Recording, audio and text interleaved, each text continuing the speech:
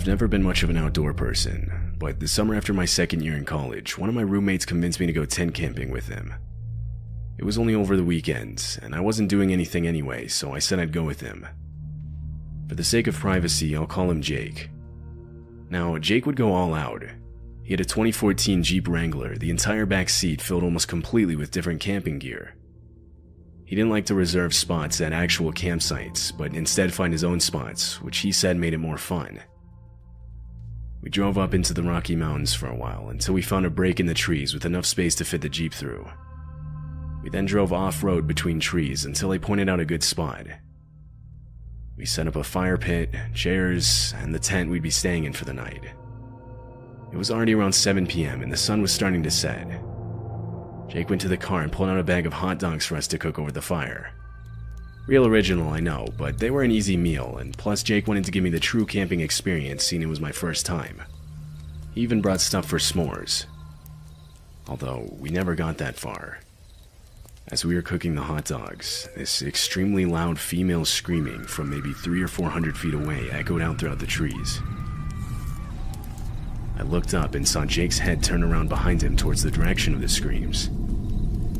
At first, there weren't any words we could make out, but then there was a help, a please, and a no, all of them sounding more desperate than the last.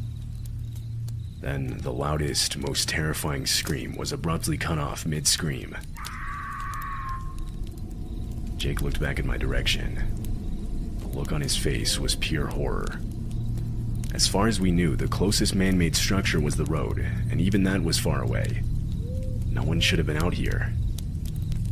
Whatever it was that we just heard didn't even matter. We knew we needed to leave as fast as possible. We started frantically throwing things in the back of the Jeep. We stuffed the still fully made tent inside as we closed the door. I tried calling 911 as we started driving back to the road. I had practically no service out there, but somehow still managed to get on the line with an operator. I did my best to explain what we heard, and they said they'd send out a trooper as soon as possible. It probably took us twice as long to get back to the road, just because this time we couldn't see anything. Finally, we saw the pavement, and stopped for a second. We didn't know if we should wait for the cops or not. That's when we saw a figure walking out from the trees in front of us. He was wearing jeans with an all-black sweatshirt, the hood covering his face. He was dragging something behind him in a heavy sheet or some kind of bag. His head was down, laying almost limp as he walked. He looked over in our direction when blue and red police lights revealed themselves down the road. The man turned his head and started sprinting back into the forest, letting go of the bag. The police saw this and started chasing after him. The bag he was dragging turned out to contain the remains of a 34-year-old woman. We don't know if he was ever caught. When I was in 3rd grade, my history class took a field trip to an old mansion. I don't even remember exactly why we were there, but it was kind of in the city, and I think it was like 200 years old. We got inside, and we were given a tour first. When I say it was a mansion, I really mean it was a mansion. It had 2 floors, a basement and an attic, with about 10 bedrooms and 5 bathrooms. It also had lots of other rooms, like a library, several offices and living rooms, and a large kitchen. There was about 15 of us in the class, and after the tour, they let us look around on the main floor. They weren't watching us that closely, however, and I wanted to see the upstairs again, so I just walked up there by myself when no one was looking. Once I got upstairs, I noticed the smell that old buildings have oftentimes. I began looking at the bedrooms. I enjoyed history, and the house was actually very interesting to me. After looking at several bedrooms upstairs, I entered one on the end. I walked over to the window to see the view, but when I did, I heard a noise coming from the closet. I was a little confused and looked over at the closet. It was a really old closet, and I didn't know what would be making the noise, so I started to open it, but then I really got the creeps, and I decided to leave the room. I began to walk back out of the hall, and when I did, I heard footsteps coming from the room. I turned around, and what I saw was a man standing in the doorway of the room, staring at me. He was wearing a black shirt, gray pants, and just stood in the doorway and gave me a creepy smile. I turned and ran as fast as I could down the hall, downstairs, and back to the group. I don't know who that man was, but I really don't want to know.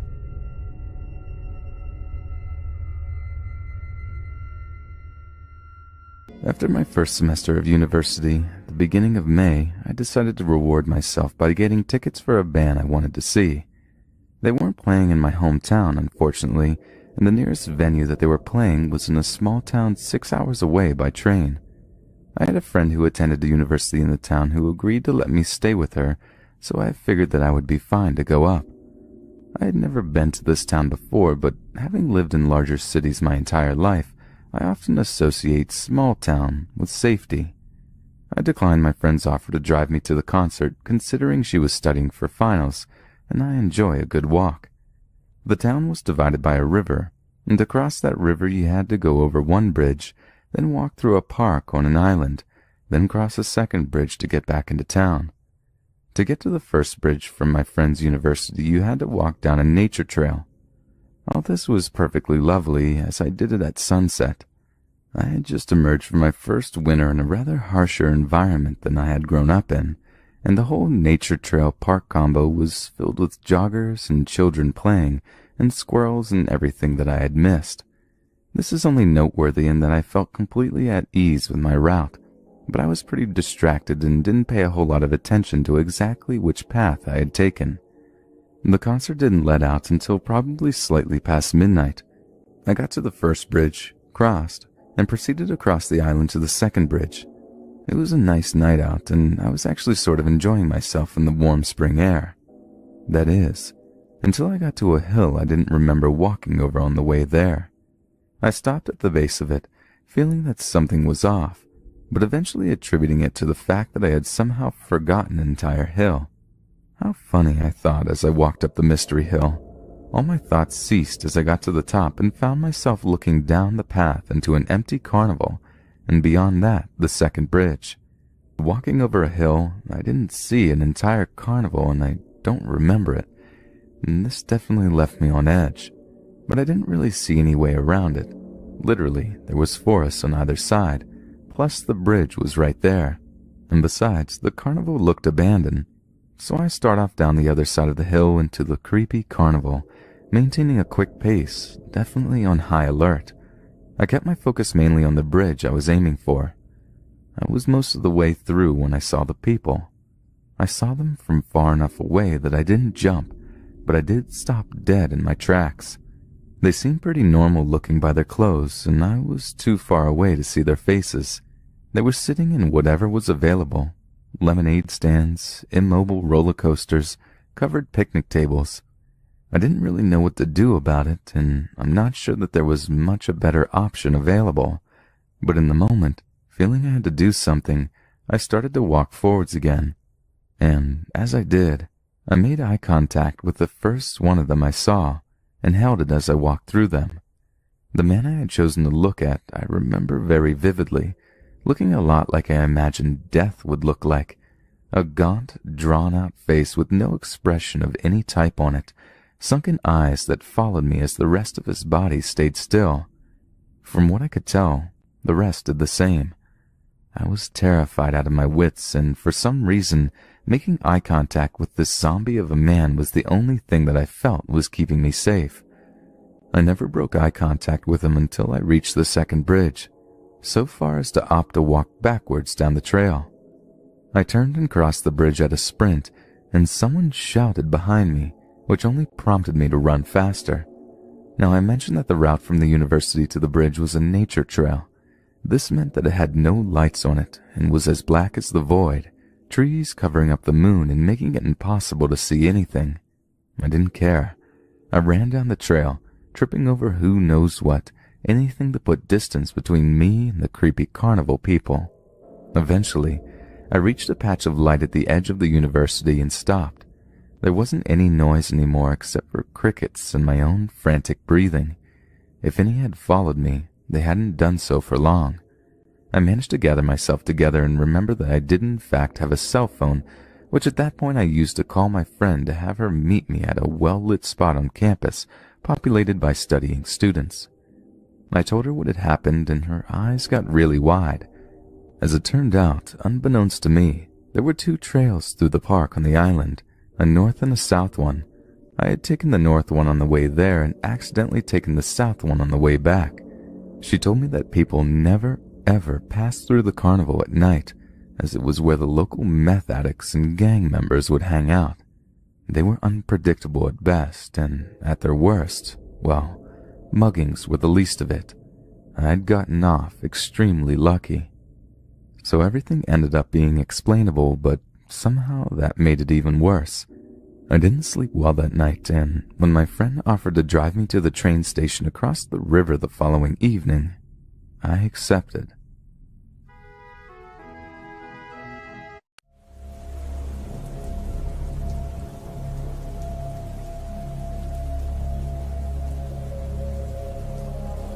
My friend Josh and we have been saving up some extra money on the side so that we can book a weekend at this Airbnb that we had been looking at for well over 6 months. It was in Portland, Oregon, and it was ridiculously expensive, but we thought it would be worth every penny. After all, it was exactly what we needed. It was a perfect getaway. We could finally be away from work, away from all the unnecessary drama, away from everything, just us two best friends, in a cabin in the woods off some back roads with access to a private lake, and a whole lot of privacy, or so we thought. We traveled in my van, and man, did we bring everything we could fit. I mean it. Like, we probably would not have been able to fit another box in there if we tried. Anyways, it was a nice road trip. I love road trips, and it was only an hour and 30-ish minutes or so of a drive as well, so not too bad. When we got there, it was just heading into the afternoon, so we unpacked everything real quick and had lunch. Just a couple sandwiches and chips. We were trying to decide what we wanted to do for the day. I told Josh I was really looking forward to going out on the boat so we could cruise, and probably go fishing as well. We brought the camp chairs out and sat down for a little while outside in the small porch area that we had. We were just letting everything soak in, relaxing. It was so nice. I remember how happy and excited I was. A little while later, we grabbed our drinks, hopped into our bathing suits, brought some snacks, our fishing gear, and a few other things so we could enjoy our day out in the water. We actually both caught a bass, and we were pretty happy with that, so we decided it was time to cruise. We spent about 20 minutes maybe just speeding through the lake. We wanted to get back home soon though, so we could get ready for dinner and figure out what else we wanted to do while we still had some daylight left. Now keep in mind, the cabin we were staying in, there were no other cabins or people or anything of that nature for at least a mile radius that we knew of. So we had all the freedom to do what we wanted, as loud as we wanted. It was literally so beautiful. We were surrounded by trees and nature. It was just pure bliss. Right in front of our cabin was a long trail that led to a lake. The scenery is something out of a movie. Anyways, it was getting late. After we ate dinner, we decided to hang out by the fire for a bit. We stayed out there for a few hours, having a few beers and such. It was a long day though, so we were beat by like 11 o'clock. We both woke up really early that morning, and we had a long drive, and we had been in the sun all day. Plus I only got a few hours of sleep the night prior, so we both ventured off to bed. We were just cleaning things up real quick outside before we were heading in for the night. And that's right when I saw something. I saw a tall, shadowy figure out of the corner of my eye. What the? I thought to myself. I rubbed my eyes in hopes I could see a bit clearer, but it was gone when I opened my eyes. That was very strange, but we're in the woods, so I just played it off as it could be anything and that it probably wasn't anything harmful. I had a bad feeling though, I'm not going to lie. I didn't tell Josh about it though, because I didn't want to seem like I was scared or crazy, you know? But maybe I should have, and I wish I would have got a better look the first time, because maybe we would have been able to do something sooner, rather than be awoken to an ominous light tapping noise on the front door. Josh was out cold, but I heard it right away. At least I assumed, because I'm a light sleeper and I was very on edge. Josh, dude, wake up. He was in a dreamlike state for a moment, but he awoke fairly quickly. Dude, there's someone at our door. What? He quickly went over to the door like he was about to open it. Dude, are you kidding me? Don't open the door, what are you, nuts? I whispered. Also, guys, like I said, please understand that this was a huge red flag. We were literally a mile into the woods on private property. I explained that to him and reiterated it multiple times before he realized too that something was wrong. The knocking continued, except louder this time. "Hello?" the man said from behind the door.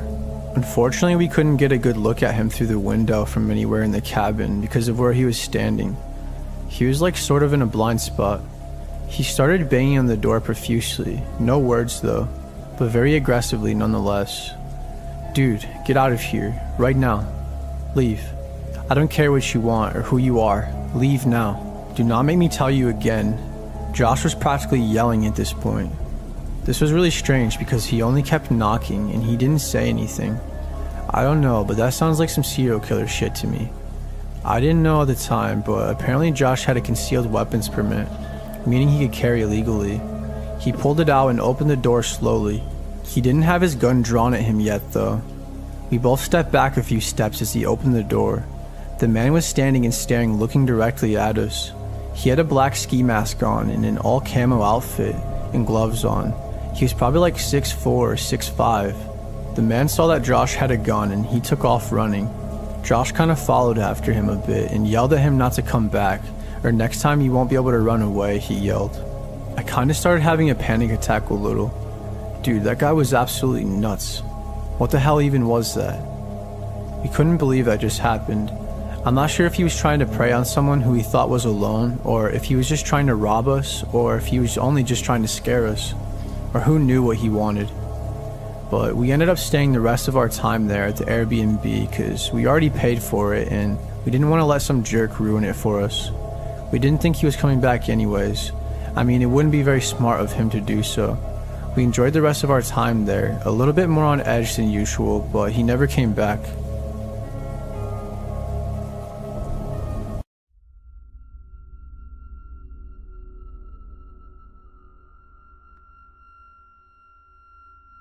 When I was a senior in high school, I was in a class called Lifetime Fitness.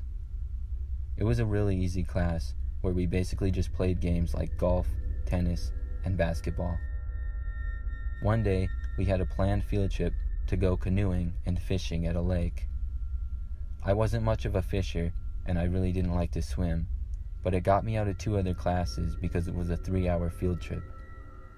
So overall, I was glad to go. It was about a 30-minute drive to get there, and once we did, we had the options to go fishing or canoeing. The lake was pretty big and had a park area with a dock and a large woods around it. I went fishing with my friend Sean for a little while.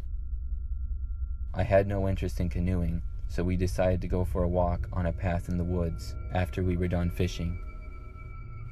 I didn't think we were supposed to be leaving the area where we were, but we were high school kids and we knew when to be back and where.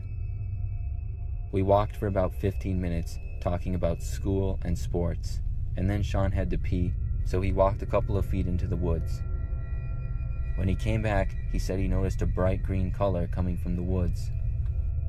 The woods was fairly thick, but when we went in and looked closer, we could see the green that appeared to be a tent.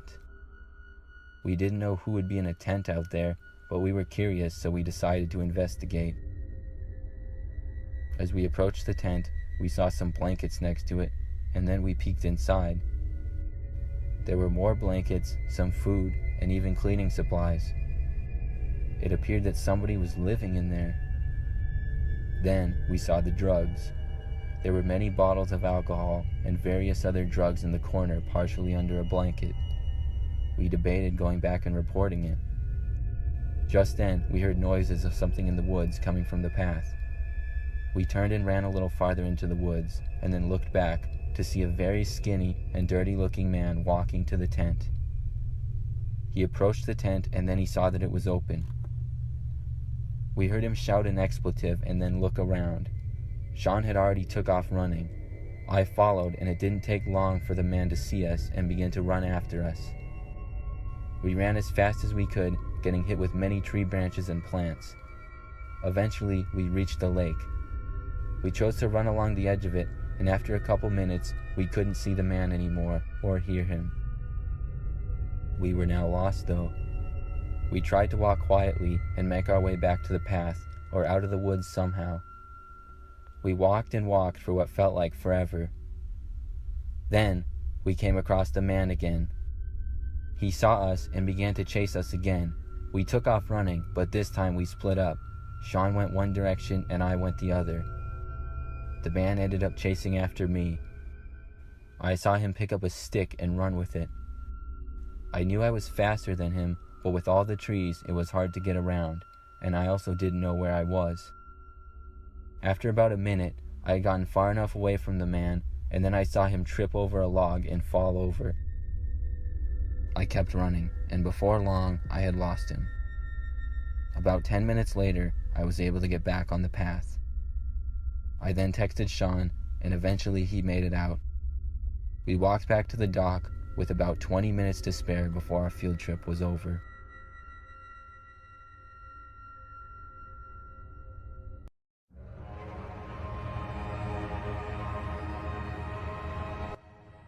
As a cashier at Little Caesars, the late-night shifts are usually uneventful, with the hum of the oven and the occasional ring of the doorbell breaking the monotony. It was just past 10 p.m. when he walked in, a disheveled man in his mid-50s, with a look of impatience etched on his face. He demanded a pepperoni pizza. I glanced at the timer. 10 minutes. "Sir, it will be about 10 minutes for your pizza," I said, trying to keep my voice steady. His eyes darkened. 10 minutes? That's too long. He grumbled but stepped outside, muttering something under his breath. I went back to my tasks, the uneasy feeling in my stomach growing. I had dealt with irate customers before, but there was something off about him. I shook off the feeling and focused on getting the pizzas out. Minutes later, the doorbell chimed again. He was back, and this time, he was not alone. In his hands was an AK-47, the cold metal glinting under the fluorescent lights. My heart stopped. Where's my pizza? He roared, pointing the weapon at me. The few customers in the store froze, their faces masks of terror. "Please, sir, it's almost ready," I stammered, my mind racing. The pizza wasn't worth this. Nothing was worth this. I want it now. He swung the gun around, aiming it at my coworkers, at the customers, before settling back on me. A man in the back, holding his own pepperoni pizza, slowly stepped forward, his hands trembling.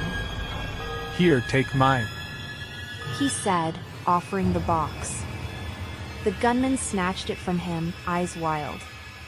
He backed toward the door, his weapon still trained on us. Next time, don't make me wait. He snarled before disappearing into the night. The silence that followed was suffocating. Slowly, everyone started to move, to breathe again. The police arrived shortly after, taking statements, but I was numb. The reality of what happened hit me like a freight train. I never saw the man again, but the image of him, the terror in that moment, has stayed with me. Every time the doorbell rings, I feel a pang of fear, a reminder of how quickly the ordinary can become a nightmare. The story involves a man named Charles Doty Jr. who, in November 2021, brought an AK-47 into a Little Caesars in Knoxville, Tennessee, after being told his pizza would take 10 minutes to be ready.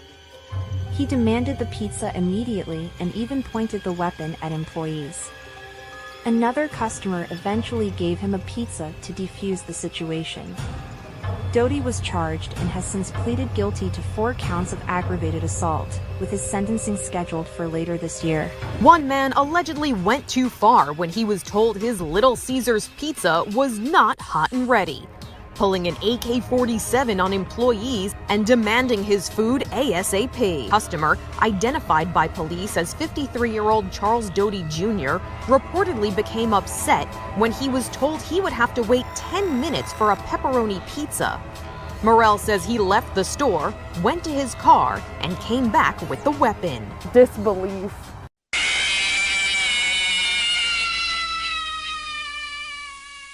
It was a rainy Thursday evening, the kind of night where the sky seemed to press down on the world, and the streets were slick with a constant drizzle. I had just finished a grueling day at work and was craving the comfort of a Little Caesars pizza. I swung by the familiar location, expecting the usual quick in-and-out transaction. As I pulled into the parking lot, I noticed only one other car, a beat-up, old sedan that looked like it had seen better days. Inside, the fluorescent lights buzzed, casting a harsh glow on the empty tables. I shrugged off the eerie feeling and walked in, the bell above the door chiming to announce my arrival. Behind the counter stood a man I hadn't seen before. He was large, very large, with a stained apron barely covering his ample girth. His face was sweaty, and his eyes seemed to glisten in the artificial light. Despite his imposing appearance, he greeted me with a surprisingly friendly smile. Evening. What can I get for you? His voice was deep, but there was a strange, almost desperate eagerness to it. Just a large pepperoni, please. I replied, trying to ignore the uneasy feeling gnawing at my stomach. As he prepared my pizza, I couldn't help but notice how methodical he was. Each motion was precise, almost ritualistic. The way he sprinkled the cheese and placed the pepperoni slices seemed oddly deliberate. There was an unsettling silence, broken only by the hum of the ovens and the rhythmic tap of the man's movements. I tried to make small talk to ease the tension. So, been working here long? He glanced up, his eyes meeting mine for a brief moment before returning to the pizza. A few months. Just trying to get by, you know? I nodded, though I couldn't shake the feeling that there was more to his story. Something about him seemed off, like he was hiding something. But I dismissed my suspicions as paranoia brought on by the weather and my own fatigue. Once the pizza was ready, he handed it to me with a smile that didn't quite reach his eyes. I paid and left, the bell chiming again as I exited. The rain had picked up, so I hurried to my car, eager to get home and relax. But as I drove away, I couldn't shake the feeling that I was being watched. I glanced in my rearview mirror and saw the man standing at the window, watching me leave. Back home, I settled in front of the TV with my pizza, trying to unwind. As I bit into the first slice, a strange taste hit my tongue. It was metallic and wrong. I spit it out and inspected the slice, finding something that looked disturbingly like a fragment of bone. My stomach churned. I tossed the pizza aside and decided to call the police. Something wasn't right, and I needed answers. The officers arrived quickly and took the pizza as evidence, promising to investigate further. The next day, I received a call from the detective assigned to the case. His voice was grim. Sir, we need you to come down to the station. There's something you need to see. At the station, the detective led me to a room where a series of photographs were laid out on a table. They showed the inside of the Little Caesars kitchen, and what they revealed made my blood run cold. There were human remains, limbs, organs, and bones, hidden among the kitchen equipment. The man from the night before had been using human flesh as toppings for the pizzas. The detective explained that the man, whose name was Jerry, had been a drifter with a history of mental illness. He had managed to secure the job at Little Caesars a few months ago, and since then, several people had gone missing in the area. It was only by chance that I had stumbled upon his horrifying secret. The police found evidence of his gruesome activities in the basement of the building, where he had been storing and processing the bodies. The victims had been customers, lured in by the promise of a quick meal, only to become ingredients in Jerry's twisted culinary creations. I was horrified, unable to comprehend how close I had come to becoming one of his victims. The thought of having eaten even a single bite of that pizza made me sick to my core. Jerry was arrested and charged with multiple counts of murder, but the damage he had done would haunt me forever. Since that night, I've been unable to step foot in a pizza place. The simple pleasure of a hot slice has been tainted by the memory of that rainy Thursday and the man behind the counter. The world seemed a much darker place, where even the most mundane routines could hide unspeakable horrors.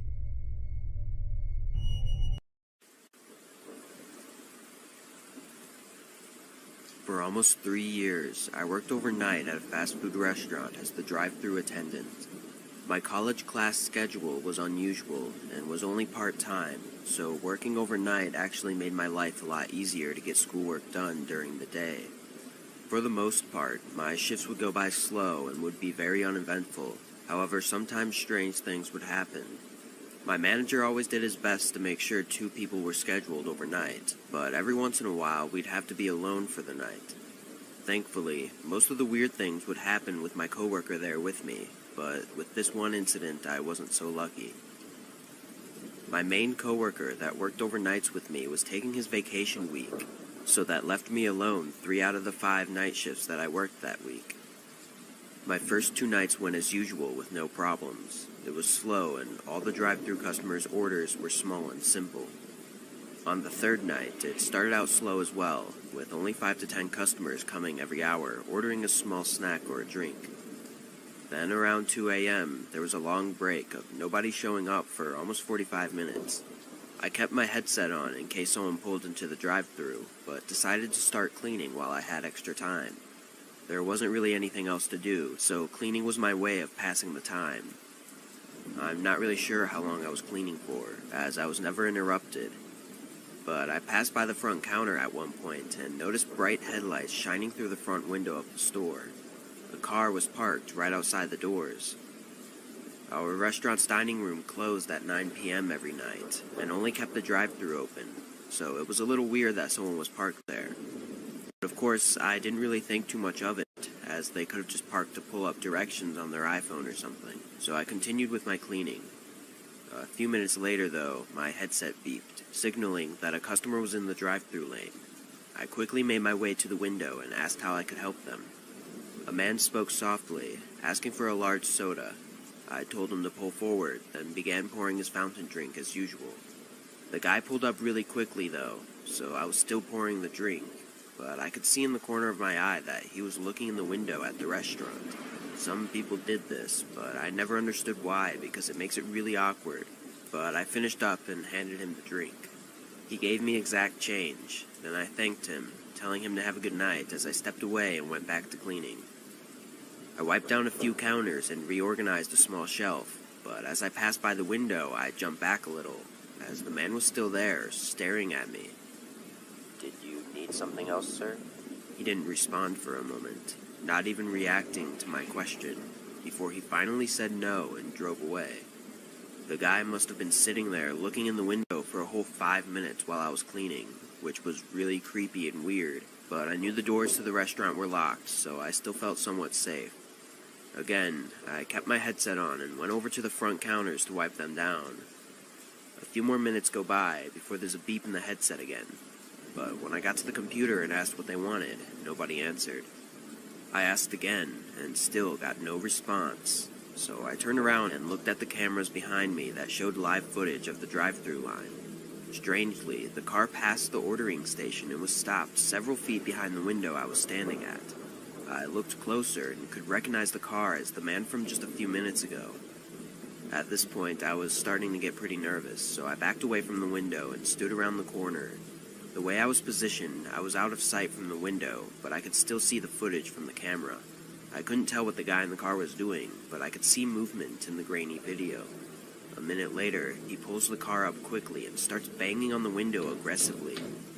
I was startled, but after a few moments, he speeds his car out of the drive-thru lane and parks right in front of the front door. The driver door swings open and the man gets out, holding something in his hand as he quickly approaches the front door.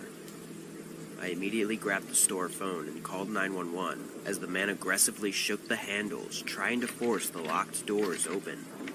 Thankfully, he gave up after a few tries and ran back to his car, driving away. The police made sure I was okay when they arrived, and I told them what had happened. From what I heard, they came back in the morning to speak with my manager and collect the camera footage so that they could get a license plate. I was never updated on the situation after that, though, so I'm not really sure if he was caught. I've always assumed the man was attempting a robbery, but there's no way to know for sure. Being alone that night made me an easy target, though, and a lot of horrible things could have happened, and there would have been no one there to help me.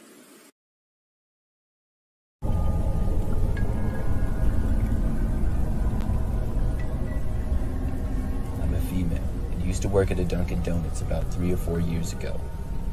I only worked there for about 3 months, and the job wasn't really for me. When I worked there, I would do a little bit of everything. I was often helping people in the drive-thru. One day when I was working, a man came through the drive-thru and ordered a coffee. When he got to the window and I handed it to him, he asked me for my number, and he seemed sort of creepy. I told the man no, but tried to be nice to him. He seemed a lot older than me, and was a big guy with a slight beard and brownish hair that was messy. The guy said okay to me and then left. Things like this didn't happen often, but would occasionally, and normally it wasn't a big deal. But later in that day, the man came back. It was about 2 hours later, and he walked inside the restaurant this time. I had moved to working near the front counter, and didn't even remember him at first because of how busy we had been. It wasn't as busy now, though, as it was later, and the man came up to the counter and asked me if I remembered him. At that point is when I did, and he started talking to me, asking me if I wanted to go out with him. I told him that I was working and I didn't want to. I then told him I didn't have time to talk, and if he wasn't going to order anything, I had to help the next person in line. He then put his hands up and said, "All right," and then started to walk away. It was the afternoon now, and we closed at 8 p.m., so I only had a few hours left. I got back to work and didn't see the man again during my shift. The last hour was very quiet, and as the sun set and it got dark out, we would rarely get very many customers. My coworker Anna went to sweep the floors of the restaurant, which is something that we usually did shortly before closing. I started to do some cleaning behind the counters. Anna came back a few minutes later and said to me that there was a guy who seemed to be pacing and walking around the parking lot. There were no other cars there other than ours, and she mentioned how it seemed a little weird because he kept looking over. I came out from behind the counter and looked out the window. It was the same man who had talked to me 2 times earlier that day. I told Anna this, and we both figured that he knew we were closing and was waiting for me to leave. We both were very concerned, and I decided to call my dad. Luckily, we lived only a few miles away, and it wasn't too far of a drive. My dad said he would be there soon, and when he arrived, he was able to pick me up right outside the door so I didn't have to talk to the man. He drove Anna and I to our cars, which were at the other end of the parking lot, but we didn't have to deal with the guy who was being extremely creepy.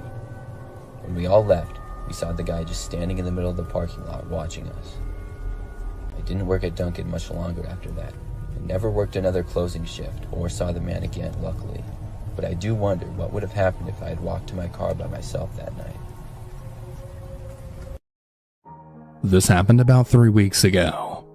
It was roughly about 3:30 in the morning, and I was watching some YouTube videos. I saw my dog's ears perk up, and he walked to the back door. I figured he needed to use the restroom, so I went to let him out.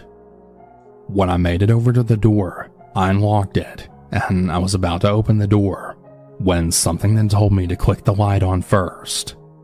When I did so, I then saw something quickly flash behind the side of my house. I felt uneasy, but I opened the door and let the dog out. He immediately bolted to the side that I saw the flash and then disappeared into the dark. I then grabbed my dad's 12-gauge shotgun that we keep hidden by the back door for emergencies. I grabbed my spotlight and looked around, but I couldn't really see from the porch. I closed the door and I stepped off the porch, calling my dog's name. Eventually he came running back to me, and I took him back into the house. But when I reached the door, I saw that it was cracked open. This frightened me, mostly because I was alone for the weekend, and I know I closed the door. As I approached the back door, gun in hand, I saw a light moving around in my house. I put my dog on his chain and then slowly moved into the house. When I got into the room where the light was coming from, which was my sister's room, I slowly and quietly nudged the door open with my barrel. And when I turned on the light, I saw a large man wielding one of my knives from my bedroom.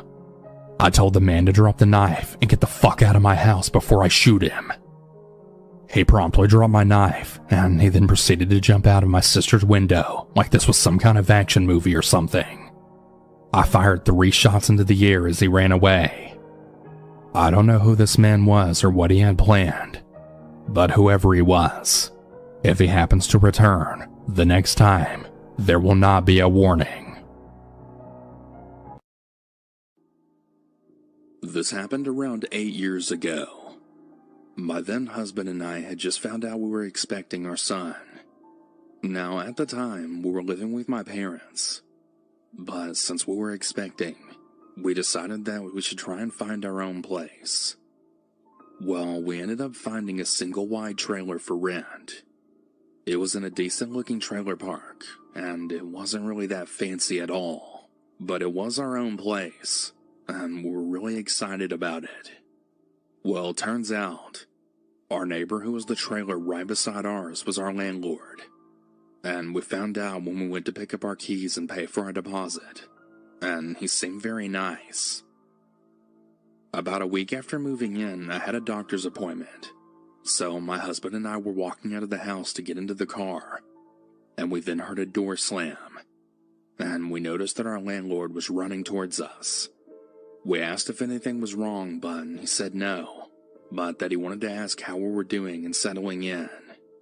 We told him everything was great, and that we're doing really fine. And he goes on to ask where we were going, and just how long we would be gone.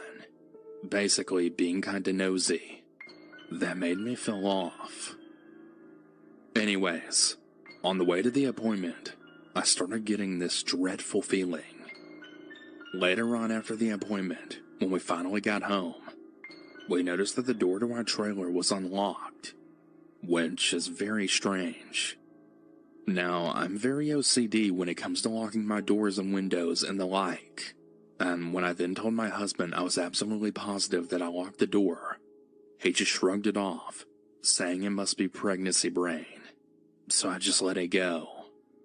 My husband worked the night shift, so from 11 p.m. to 7 a.m., pretty much I'm home alone. I was laying on my couch when I then heard someone beating on my back door. I got up and checked it out, and sure enough, it's my landlord. I also want to add that this was all around 3 a.m. I opened the door and I asked if everything was okay, to which he replied with, "Yeah, I just wanted to tell you if you need anything during the night while your husband's at work, just let me know." I just thanked him and said okay, and then went to shut the door. As I did so, however, he just kept standing there, smiling widely, and just kind of giving me the creeps. I shut and locked the door. After that encounter with the landlord, I decided to call my husband and tell him about the landlord, and how he's really giving me a lot of bizarre and creepy vibes. He just told me to keep the doors locked, and don't answer the door if he knocks again. I said okay, and finally fell asleep. Well, it's now about 2 nights later. I was home alone again around 2 a.m. when our dog started barking absolutely crazy and just going insane, which is not like him at all. I looked out the window to check what was going on that would cause my dog to react that way, and I see none other than the landlord standing in our backyard right behind our house. I totally started panicking. I make sure the house is locked up, and I stay awake all night long until my husband got home the next day. My husband confronted the landlord, which of course this made him very upset. But for about a month, we didn't have another problem out of him. Fast forward to around Christmas time. My husband had to go out of town for work, so I was going to be home alone for 2 nights. The second day I was home alone, I decided to go to my parents' house and spend the day there. So when I left the house, I made sure to check all of my doors and windows 3 times, just to make sure they were locked this time. Around 10 p.m., I got home, and to my surprise, my door was fully unlocked. I slowly walked in the house, and there was no sign of anything unusual. That is, until I went to the bedroom.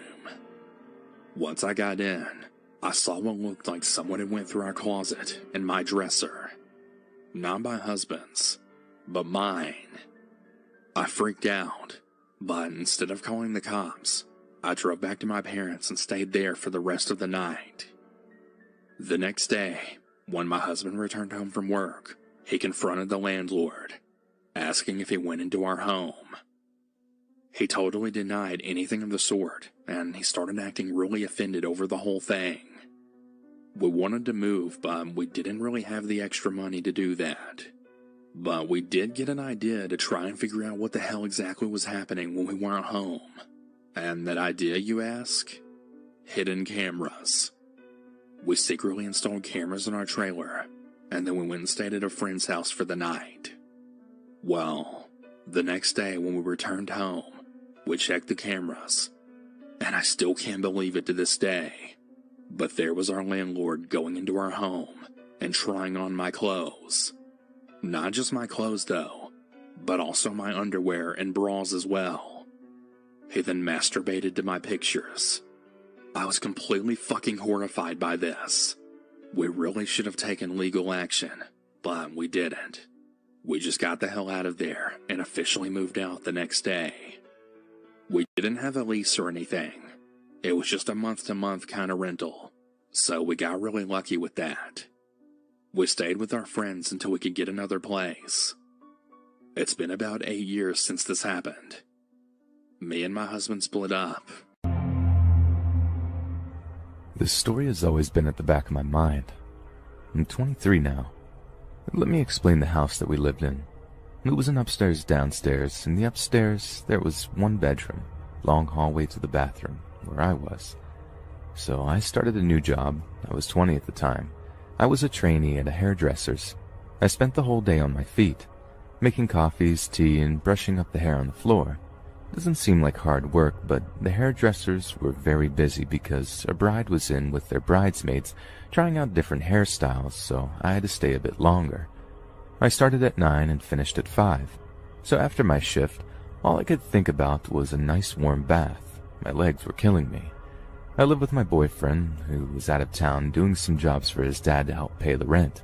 It was a fairly nice house. It belonged to his brother, who allowed us to move in. As soon as I got home, relaxed for a bit, then went upstairs. Ran my bath, locked the door, and got in it. So at this point, I was drifting away in a very relaxing hot bath, but then I heard a noise on the stairs, and it startled me. I convinced myself I was being paranoid because I don't like being home alone, but then I heard it again. It was like someone was slowly sneaking up the stairs. I still lay in the bath, making sure the water didn't splash.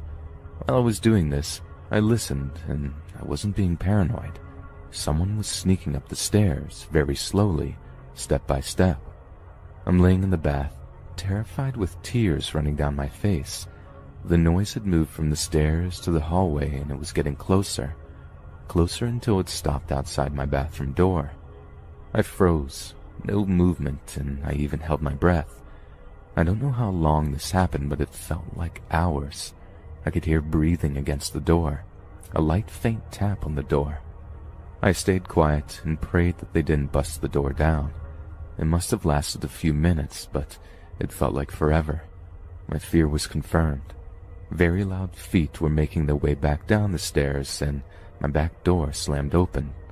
I jumped out the bath, ran down the hall, and grabbed the phone, which we had in our bedroom, straight back to the bathroom and locked the door. I called the police. My skin was wrinkled from the water. I was shaking, crying on the phone to the operator. She told me to stay in the bathroom with the door locked until 2 police officers would come, and she would tell me when they were there. Dripping wet, with my back pressed against the bathroom door, shivering, I waited. We stayed on the phone until the police came, and they checked the back and front door, and the back door was wide open. I stayed in the bathroom until a police officer shouted up that it was safe to come out. He shouted up, and I ran down the stairs like my life depended on it. The woman officer calmed me down while I told her what had happened. She asked me, could it have been my boyfriend or anyone I knew? The answer was no. His brother moved away, my family didn't live near me anymore, and my boyfriend was out of town. He was at his dad's helping with the job. Nothing was stolen, and everything was in place except the back door was hanging wide open. They took my statement and asked me if there was anywhere that I could go, and honestly the answer was no. I was told to get a security system like an alarm. The police did a great job. I felt much better that they had checked the house, around the neighborhood, and even warned the neighbors. I couldn't get a hold of my boyfriend until he came home. I told him what happened, and he was shocked.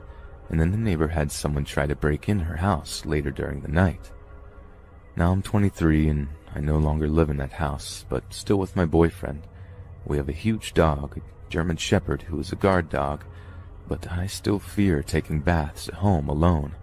I have a nightlight which goes off when someone enters our garden, and a security system.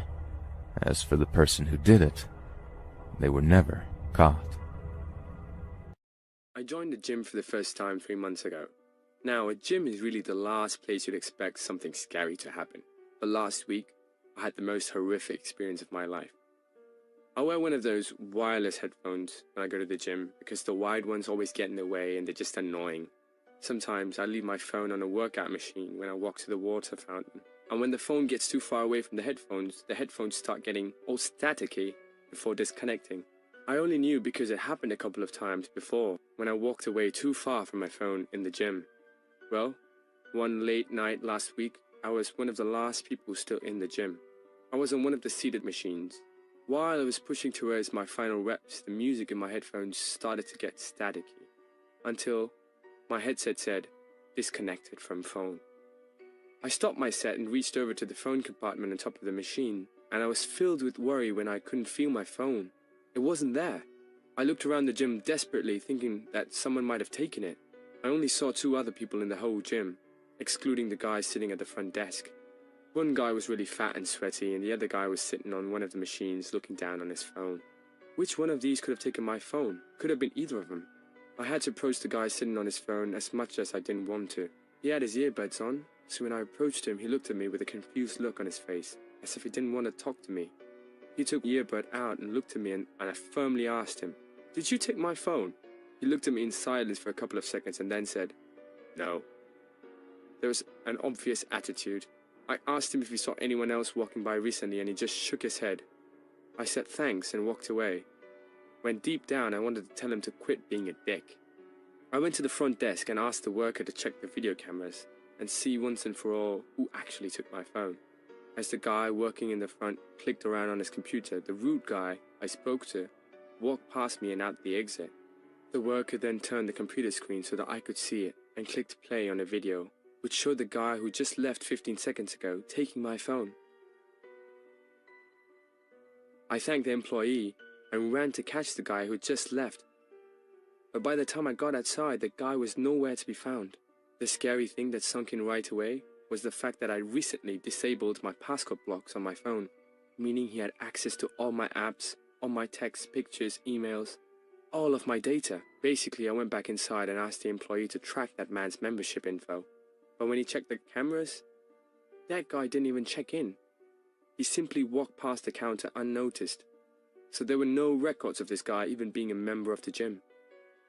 The footage showed that he suspiciously walked around between the machines, looking around, a lot like a nervous person.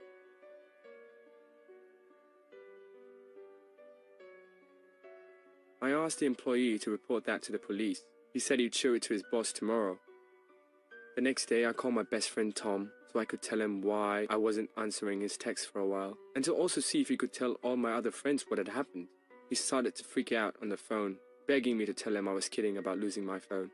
He told me that someone had been sending him texts and came to his house. I didn't understand, so he said he'd be over to show me. 10 minutes later, Tom got to my house and showed me a long conversation between him and someone using my phone, pretending to be me. It started out with the person on my phone saying, "Can I stay at your place tonight?" I got into a huge fight with my parents. Tom said, "Yeah, let me know when you can come over." Then the guy who was using my phone said, "Can you just leave the back door open? I'm going to be super late and I don't want to wake you." The conversation went on a little while longer before Tom finally agreed to just leave the back door unlocked. Tom went back to sleep under the impression that it was actually me who would be coming through the back door. When we finished reading the conversation, Tom looked at me and said, "We need to check the cameras." We rushed to his house together and watched the footage captured on the cameras throughout his house. I was disturbed, but also not surprised to see that the man from the gym who took my phone walked in through the back door of Tom's house. He scavenged the place, grabbing expensive household objects and throwing them into his pockets. He moved from the den to the kitchen and eventually upstairs. I saw the fear in Tom's face when he watched the man on the camera on the upstairs hallway, opening his bedroom door. stepping in for about 20 seconds and then come back out, leaving the door open. The man was in the house for about 10 minutes before sneaking back out the back door. It looked like he took a lot of valuables.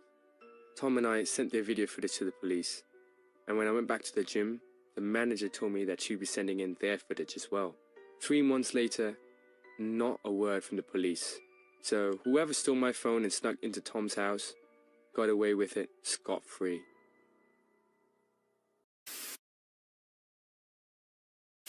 There was once a Chuck E. Cheese in my town. It was always fun to pass by and see the kids, the parents, and the parties. But one day it was closed, never to be reopened, all because of me.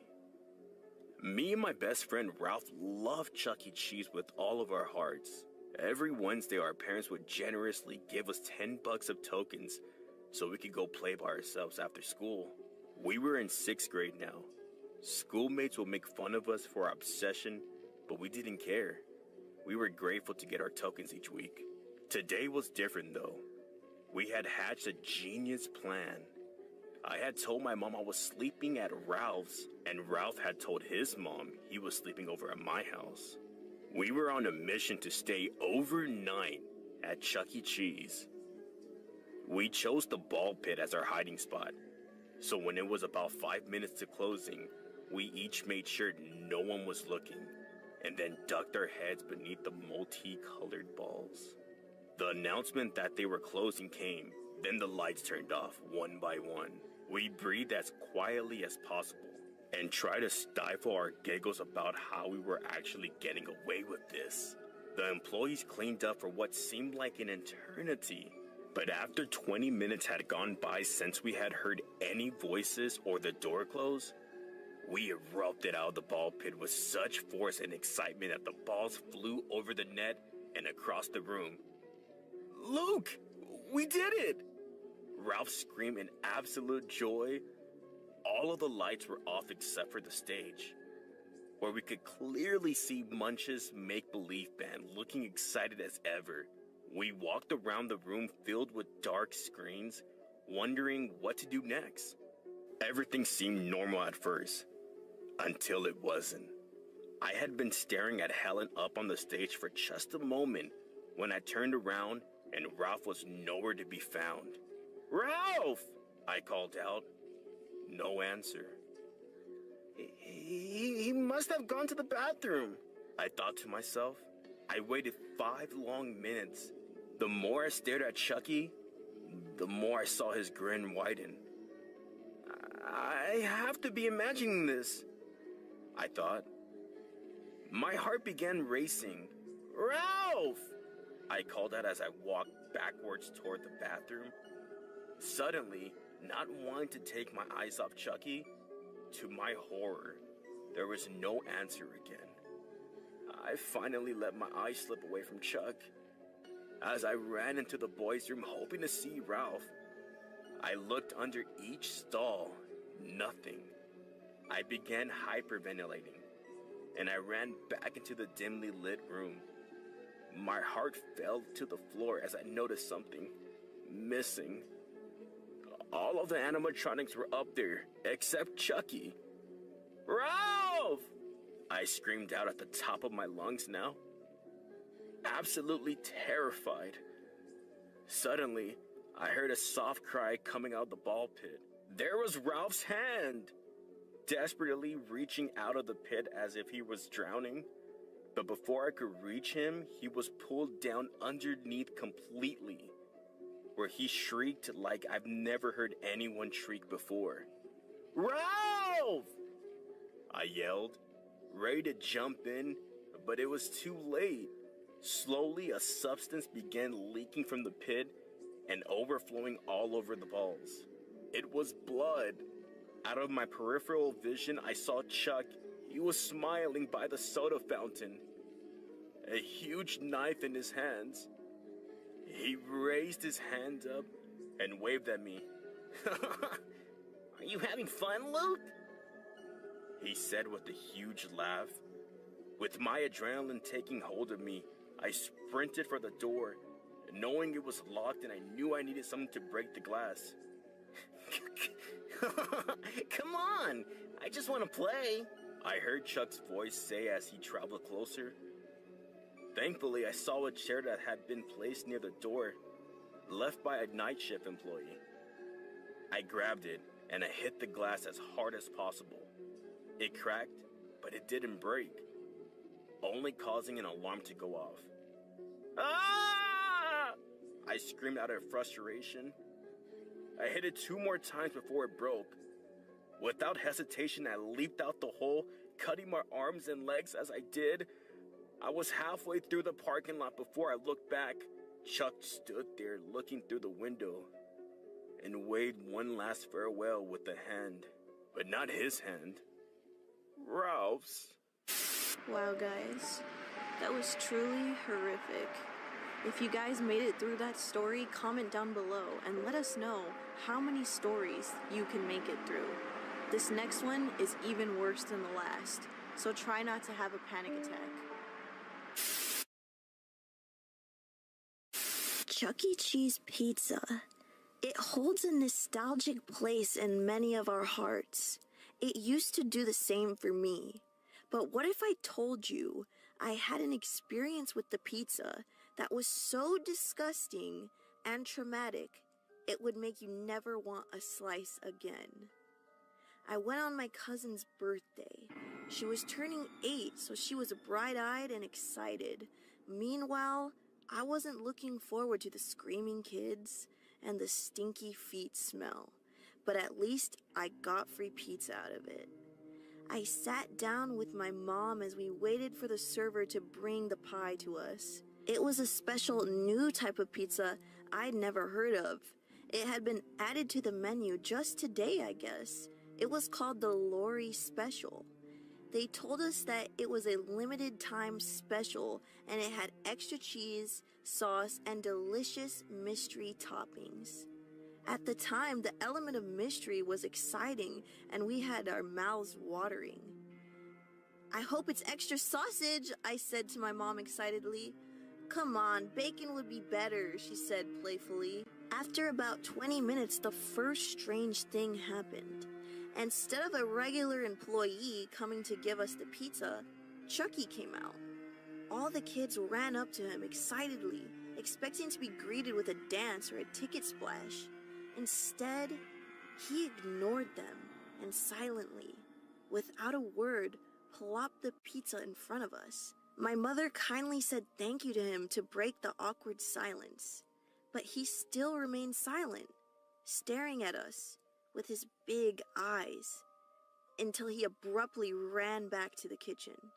We were puzzled, but hungry enough to ignore the weird encounter and the strange smell coming from the pizza, which was covered in pepperoni, sausage, bacon, and one last meat I couldn't identify. I picked up a piece and hesitantly took a bite. I instantly felt like vomiting. The sauce tasted like pennies and the cheese tasted like it was expired. But worst of all, I had bitten into a hard chunk of the mystery meat. I spat the meat chunks out onto my plate, only to be mortified by what I saw. A human fingertip. My mother screamed at the top of her lungs, "I'm calling the police!" The whole restaurant erupted in a confused panic. The manager came out confused and distraught and helped my mom dial the police. It was all a blur. All I could think about was the Chucky and how he stared at us as I sunk my teeth into the flesh. The cops said a girl named Lori had gone missing about a week ago. And it all came back to me. The Lori Special.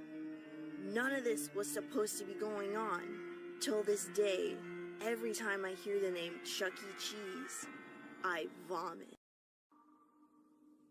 So here are the events that have transpired in the past 2 hours or so, and a little backstory as to why this is freaking me out so much. My partner and I have recently moved back into my childhood home with my parents, while our own house is being built to save some cash and not have to move instantly from our rental when it's complete. My parents own 3 Australian native birds, and earlier tonight I was updating my Snapchat story to show my friends as many of them always ask what the birds' names are and what they look like. I took 3 Snapchat videos, one after the other, and just put them on my story without worrying about retakes or what I look like, so please forgive me for the uploads. Anyways, within about 15 minutes of uploading, I received an SMS message from one of my good, but not great friends that said, "You bearded beasts, those birds are mad. By the way, the fuck was that in your window behind you in the last one?" I had no idea what he was going on about, so I went and watched my own Snapchat stories a couple of times. On the 3rd or 4th watch, I saw what he was talking about, and my stomach sank. I almost started to have a panic attack, and I'm still pretty shaken up. I immediately saved my story videos and put them onto my computer to see them larger. In the last Snapchat video I sent, it kind of looks like someone is at the door, looking in, with their hands cupped against the door. It's hard to tell because Snapchat videos are very poor quality, and the door is only in frame for probably 1 second. Whatever is in the 3rd Snapchat video, however, is definitely not in the first video when the door is in full view. I was the only person home at the time, and that particular door leads to the backyard, which is only accessible via a single locked gate. Here are the 3 videos I saved from my story. So the first one of my parents' little birds is this little guy. It is little Leo. He's a cockatiel.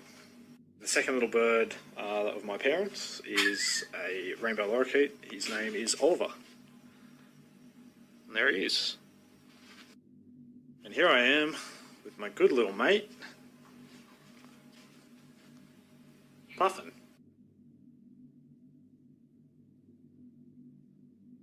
To add some backstory as to why this has me freaking out so much. To do that, I have to quickly talk about my childhood teenage years up until I moved out with my partner at age 18. From about age 8 until age 10, I had episodes of sleep paralysis, 1 or 2 times a month, where it felt like a weight was sitting on my chest, and I couldn't breathe for about 40 seconds at a time. This led to insomnia and anxiety about bedtime, as I dreaded feeling helpless. I ended up seeing a child psychologist, and whether that was or was not the reason, the episodes largely went away, only once or twice a year until age 13. At age 12 or 13, for seemingly no reason at all, I started to get chronic episodes almost every night that lasted minutes to tens of minutes at a time. During these episodes, I could breathe, but couldn't move. The worst thing about these episodes, however, is that I felt like something was in the room with me and meant me no harm, common for people who experience sleep paralysis. At roughly age 14, things really took a turn, and I started to hear and see things during maybe 1 in 10 of my episodes, also pretty common for people who experience sleep paralysis. The things I heard were never too crazy and over the top, and were usually just thuds and creaks. However, when it came to seeing things, there was always one reoccurring thing. A faceless person looking into my bedroom window with their hands cupped to the glass. For the course of a 1 to 10 minute episode, this person would just stand there and look at me. Whenever the episode ended, the person would just be gone. Over the course of 4 years, this occurred quite regularly, but it always really made me feel totally helpless and terrified. I never got used to it. When I moved out at age 18, I never had another episode where I saw anything.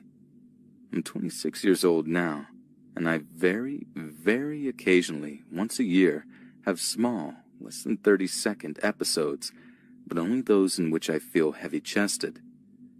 To cut a very long story short, whatever is there in my Snapchat video looks almost 100% what I used to see as a teenager during my sleep paralysis episodes, and I have been a nervous wreck all night over it. To me, it kind of looks like a face to the glass and 2 hands on either side. It has scared the Christ out of me. What do you guys think? I'll try to answer as many questions as I can and respond to everyone that I can. Thanks a lot, guys. I matched with this one guy named Steve on Tinder. I wasn't looking for anything serious or a hookup or anything of that nature, Maybe friends, I guess. I don't know, I was just bored. That was really it. I thought he seemed cool because we had similar interests in music, style, clothes, and etc. I started talking to him, and only after a few hours, he got my Snapchat and started messaging me there. He started asking if I wanted to hang out later that night. I didn't reply for maybe 30 minutes or so, and that's when he started sending me multiple messages at once, without a response from me first. He sent me a question mark, and then 15 minutes later, he sent another message that said hello with a question mark. I don't like when people do that, and it gives kind of a red flag to me, especially when it's someone you have never met before online. I then started ignoring him altogether because it made me a little uncomfortable. In my experience, when a guy does that and it's someone that you've never met, they are usually very needy and sometimes controlling. So I steered myself away and didn't think much of it. I was out on a walk with my dog at a nearby park that I usually take him to a few times a week. I live in an apartment, so I like to make sure he really gets the exercise he deserves. We took a short break by this bench where I sat down for a few minutes. Just enjoying the view, you know, and relaxing out in the nice spring weather for a moment, appreciating nature. Maybe after 10 minutes of sitting there, a random guy starts running my way. Emily, hey, is that you? It's me, Steve. I was just wondering what you were up to. Nice to meet you. What a coincidence, we just ran into each other, he said. Yeah, I said with a concerned look on my face. I started panicking because I knew something was wrong. This didn't feel like a coincidence. It didn't take long before I realized that he wasn't even the guy in the pictures. He had been catfishing me. That immediately sent a shiver down my spine, and I knew I was in for trouble. Then I remembered I had my Snapchat location turned on to all my friends. I forgot that I turned it on months ago to test something, and I forgot to turn it back off, apparently. This man was literally stalking me. He slowly started to harass me more and more, as he knew I was getting more frustrated and disinterested in him and what he was asking me by the second. At first it was by asking if I still wanted to hang out. I ended up telling him to leave me alone and that he was scaring me. It didn't take long before he started yelling at me. I was honestly shook, and at this point I was in fight or flight mode. My dog started barking at him in order of an attempt to protect me. He backed up just a bit, but continued harassing me with his words. He began saying some very disgusting things that I don't care to even share right now. Just know they were really inappropriate and horrible things that you should never say to someone. Thankfully, some old man who was jogging by recognized I was being harassed and he scared him off. I'm so thankful for that man, because I don't know what else would have happened had someone not stepped in and intervened. The guy took off and I've never heard from him since, and I obviously blocked him on everything.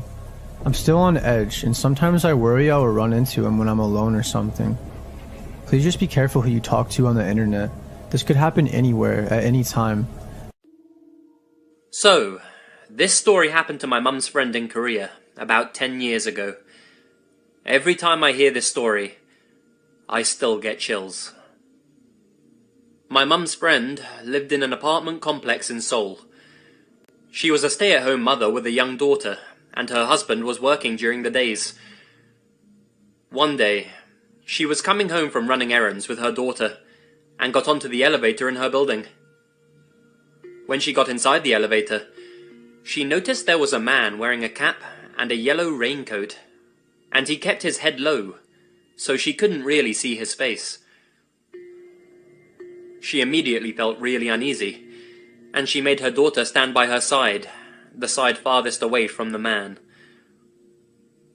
What made her feel even more uncomfortable was, when she pressed the button for her floor, there was no other lit number. And on top of that, she noticed that he was carrying something wrapped inside newspaper close to his side.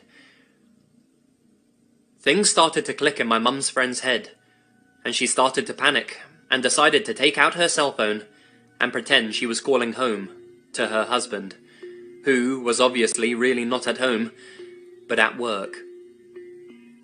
She started saying things like, "Oh, I'm on the elevator and about to get off. Can you get the door for me?"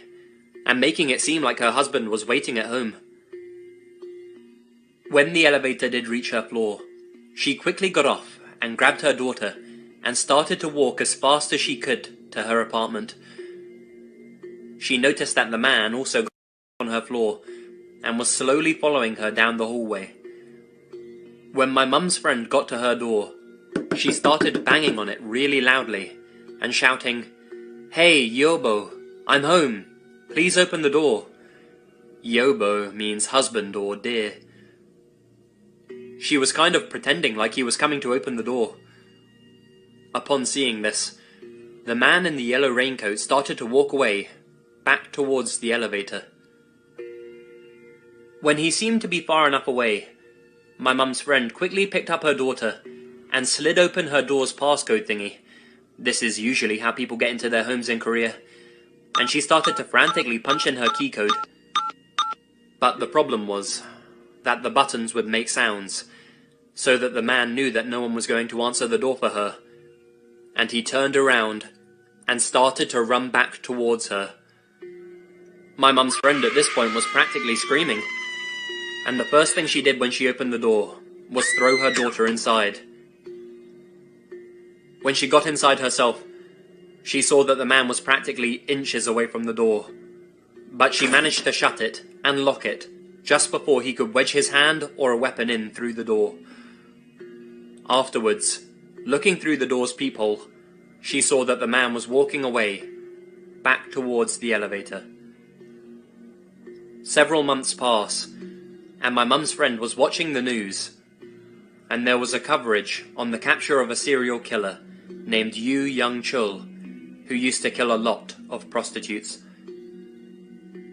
She told my mum that she could never forget the dread she felt when she saw the all-too-familiar yellow raincoat and the same hat that he was wearing when he was apprehended. The person who submitted this story has included a wiki page on Yoo Young-chul, in case anyone was curious. It also details all of his killings. A link to this page can be found in the description below.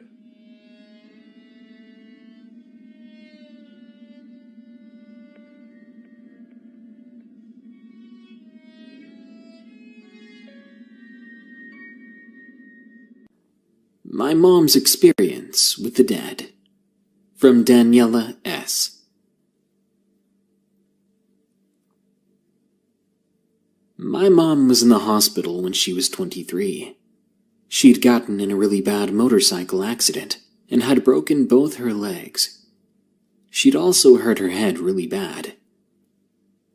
It was late in the night, and she woke up from a very restless sleep. But she didn't open her eyes right away for some reason. Something in her told her to keep them shut. My mom is from Vietnam and grew up in a very spiritual family. This subject isn't something she takes lightly. When she finally did open her eyes, it was because of a murmur, like someone was trying to talk to her. Her hospital bed was surrounded by pale people.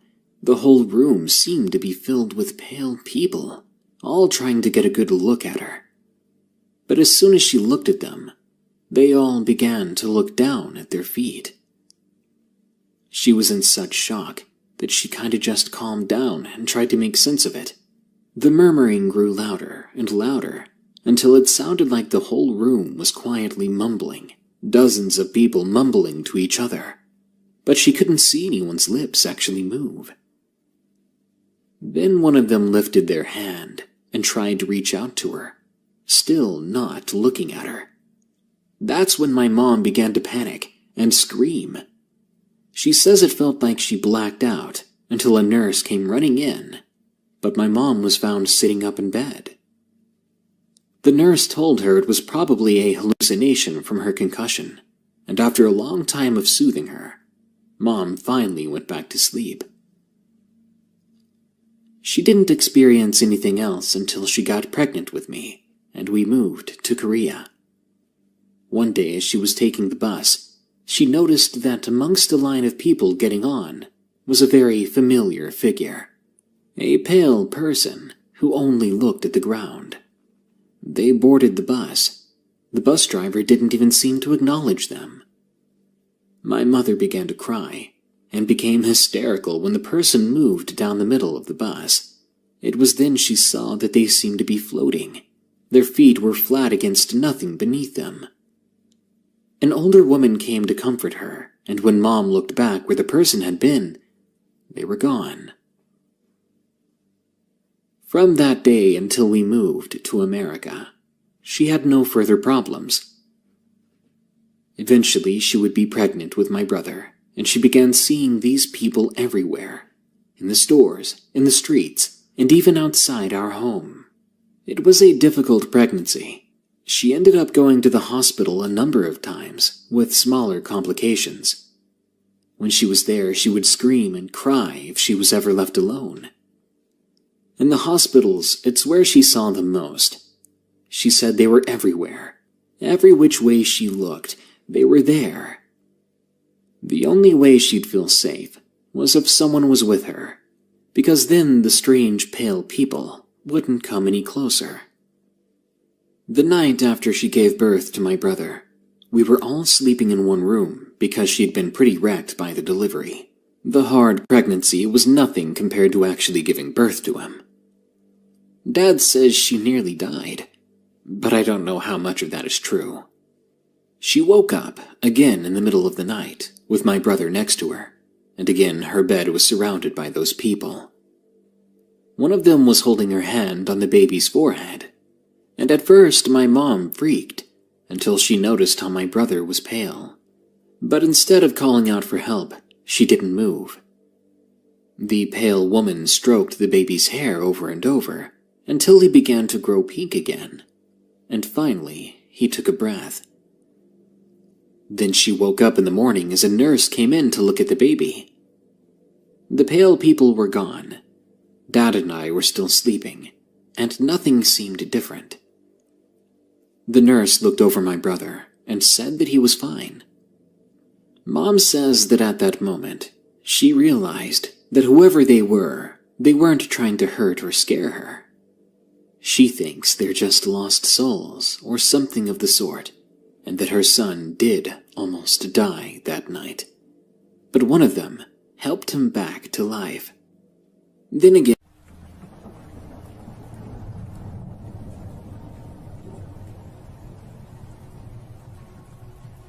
this happened a few years ago on Halloween. I'm 28 years old, and most people in my friend group get together for a Halloween party the weekend of Halloween. On this year, Halloween was on a weeknight, so our party was later in the week. That meant I didn't have anything going on Halloween. I live in a smaller house and was just planning on hanging out and giving out candy to trick-or-treaters all night. By the time it got to be about 5 o'clock, the first trick-or-treaters arrived. I would say my neighborhood is pretty average. I don't get a crazy number of people, but a steady amount throughout the night. As time went on, the sun set a little after 6 o'clock or so. It was around this time when I was in my living room and heard a knock on the front door. It was a strong and powerful knock. Most people rang the doorbell, so I really noticed this. I was a little bit slow to get up and get to the door, and by the time I did, nobody was there. I felt bad because some kid must have missed out on getting candy from me, and I meant to answer the door a little bit sooner.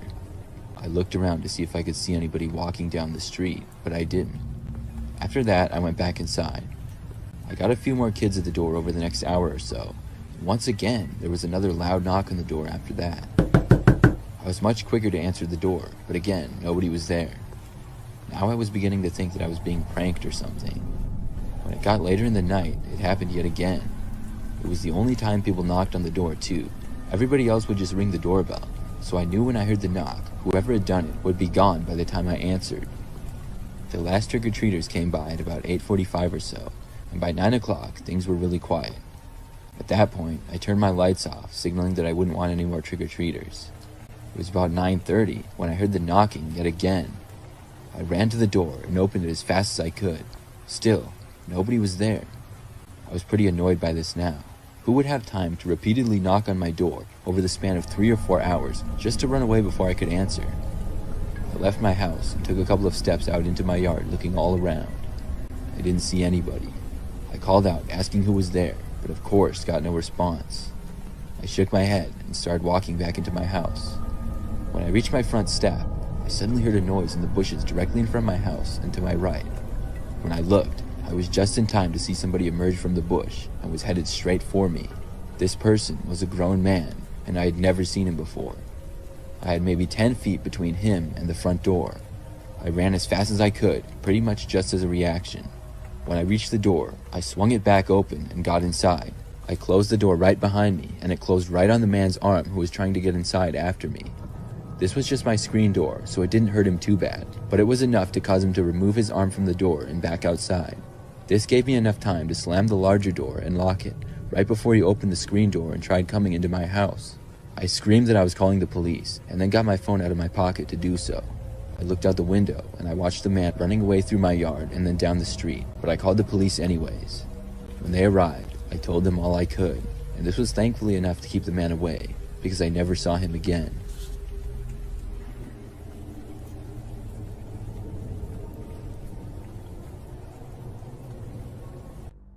I am uncomfortable sharing certain details about my story, so I will be purposely vague. This story happened back when I was in middle school. Against my wishes, my mom enrolled me into an after-school program called ELP, which stands for Extended Learning Program. I already hated school, and being forced to stay there for an extra hour pissed me off.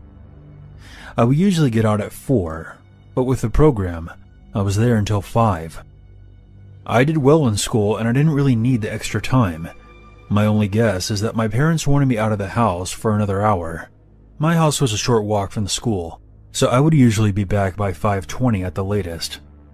On the day in question, a huge storm passed through our town during the school day. When 5 o'clock rolled around, there was still an overcast in the sky, which made things darker than usual.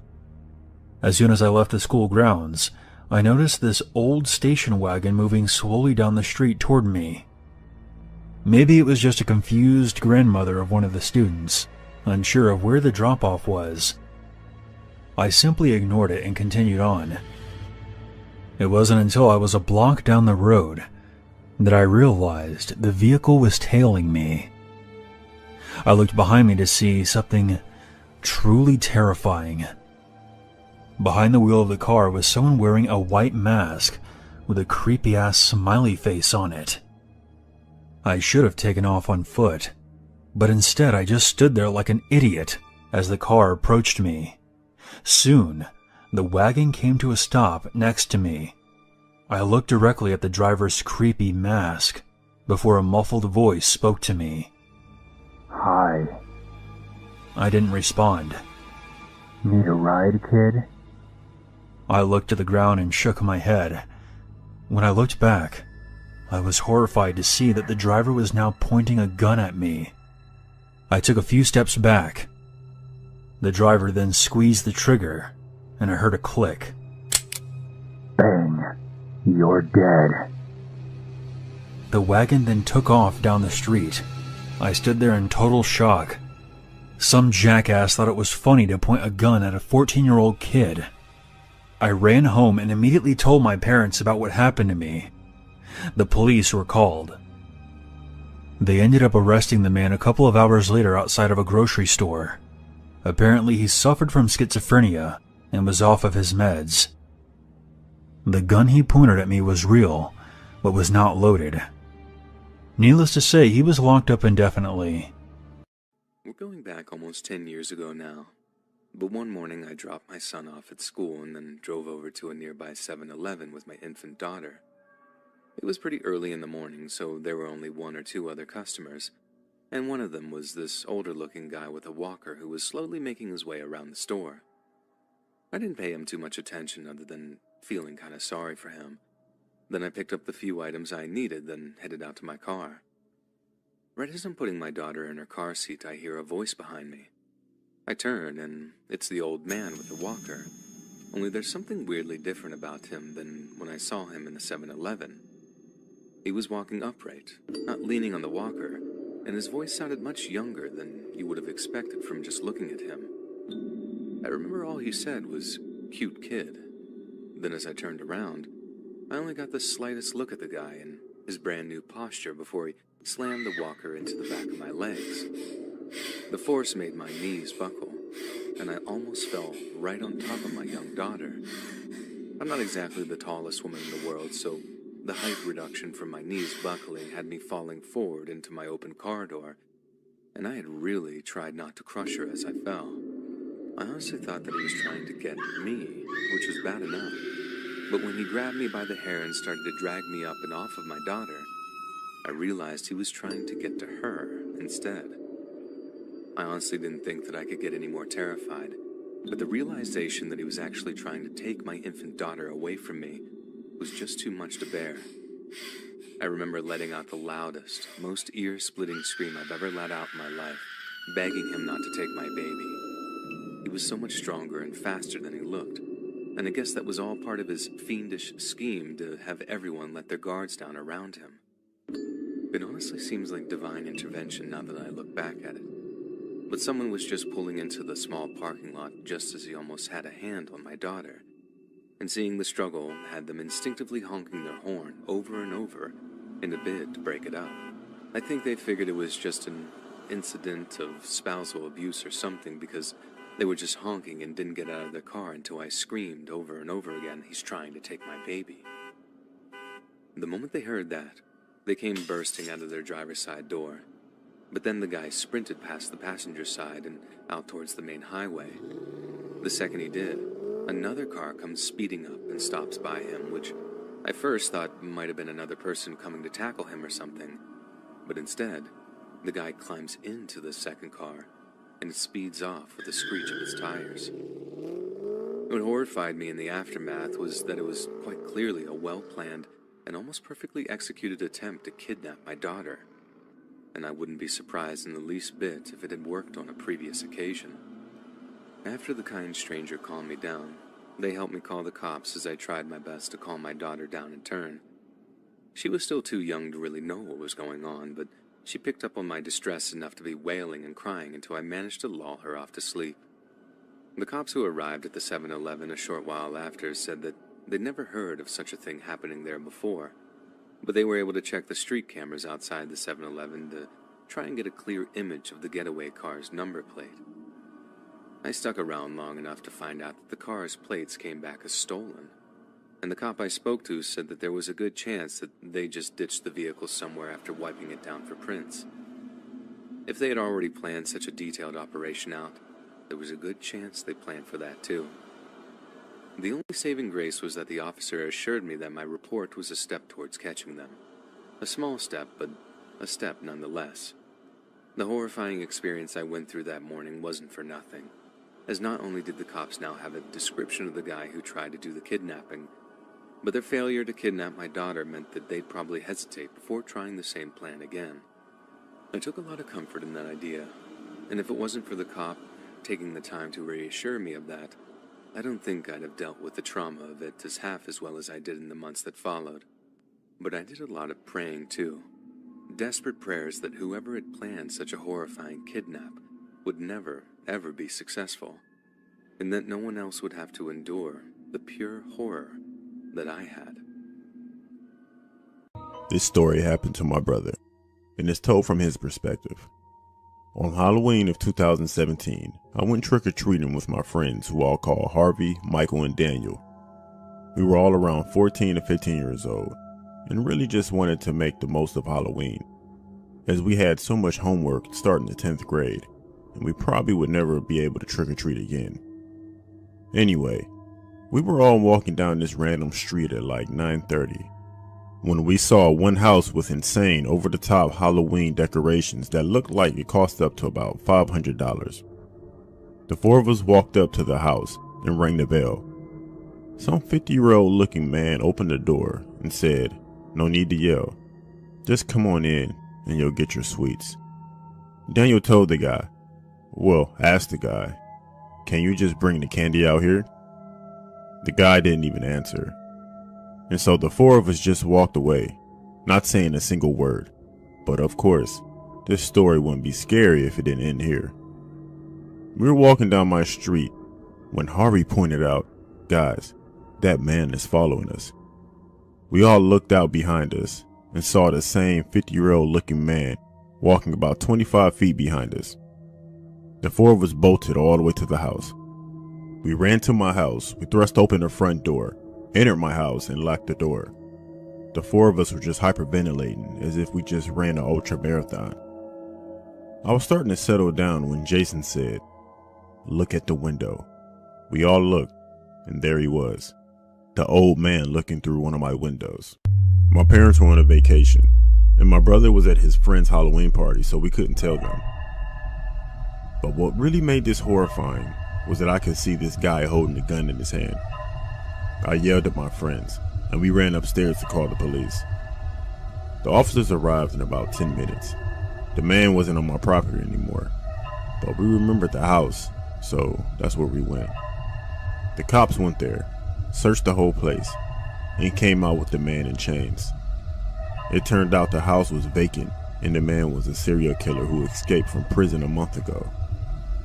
If my friends and I are able to go trick-or-treating again, we're avoiding the street that this house was on. And who knows what that guy was really going to do if we went in. I'm glad this happened when we were teenagers and not when we were 9 years old. All I can say is if you're trick-or-treating, make sure that the house owner is completely normal. It was the summer of 2014. I was 15 years old. I was staying at my friend George's house for the night. This was a common occurrence, and I used to stay over there sometimes more than 2 to 3 times a week during the summer. After all, he was my best friend, and we were kids, so it was completely normal. George and his parents had lots of property behind their house. Probably like 7 to 8 acres, maybe more honestly. They had a huge barn, a cornfield, and some really cool trails in the woods we used to ride our dirt bikes and four-wheelers in. I felt like a bad friend for this, but I didn't even know it was his birthday when I got there. After people started showing up, and like more of his friends and family, I realized that he did tell me that today was his birthday a few weeks back. Oh man, I thought I didn't get him a present. I immediately apologized to him, and he took it very well. As a matter of fact, he told me he didn't want any birthday presents from his friends this year, and that he wasn't expecting anything because of how good his parents spoiled him this year. That made me feel better, but I still felt guilty. We did everything that you would normally do for a 15-year-old's birthday party. We had cake, opened presents, and us kids spent some time playing outside with his new airsoft guns that he got for his birthday. He already had quite the collection of them, so we all had our own that we could play with. I won't go too deep into this part, but we decided we wanted to do teams. It was me, George, and Will. The other team had Evan, Scott, John, and Kyle. They had more people, but we had better guns. The whole gist of the game was to shoot them before we get shot. So we were all running around the trails frantically, trying to get the other team down before they got us. After quite a few games, and skip forward 2 hours or so, it was around 6:30, so the sun was starting to set. George and I agreed we should all go back inside and play some video games before everyone had to leave. But everyone else wanted to keep playing with the airsoft guns outside. Even though it was George's birthday, he was nice enough to let everyone vote on what we should do. It was apparent that we were going to be playing outside longer according to the votes, so that's what we did. We restarted the game, and we all had about 2 minutes to get set up and hide where we wanted to. George yelled, 3, 2, 1, go. This time George and I were alone. We were pretty deep into the trails at this point, and he had me following him deeper into the woods. We ran all the way to this treehouse that was built a long time ago. We climbed up there immediately. Are you sure they will even come back this far? I asked George. I mean, it's getting dark, and I doubt they would even think that we would go this far. Yeah, they probably won't, he said, but if they do, they won't be able to get us before we get them, and plus it will be funny if they can't find us. As time went on, it got darker. Hey George, we should probably go home. Just a few more minutes, he said. After all, it was his birthday, so I wanted to do what he wanted. Shh, do you hear that? George whispered. There was someone, or something walking quite close to us. We thought it was them, but we heard our friends yelling and talking further out into the distance, so we immediately ruled them out. Unless they were splitting up and trying to trick us, I whispered. No. No offense to them, but none of them are smart enough to think of that, George said. Geez, harsh, I said. He looked at me and kind of shrugged, and then he put his finger up to his mouth and said, shh. Whatever was approaching us was getting closer. After a few moments of being quiet, we could finally see the tall, slender-looking shadow that stood before us. I don't think they can see us, I whispered. Shh, George said. Yeah, it definitely wasn't any one of our friends, because whatever it was the size of a fully grown man, and not a teenager. We stayed put, as quiet as possible. Thankfully it was dark, because from where the person was standing, it was evident they couldn't see us. The person started walking in the opposite direction now. The last bit of light that shined into the woods ever so lightly shined directly at the unknown person. They were wearing some sort of ghillie suit, it looked like. George took no chances and jumped down as soon as the strange figure was out of sight. "What, are you crazy?" I asked. He insisted I followed, so I did. I was scared, but I would have been more scared by myself, so that's why I went with him. We immediately ran a different way than the way we used to get there. He said he knew a better way back to the house, and that there was a way through the cornfield that was parallel to the trails we were in. Almost immediately after jumping out of the treehouse, though, the thing in what looked like a ghillie suit, who we assumed to be a weird man, heard us and started running towards us.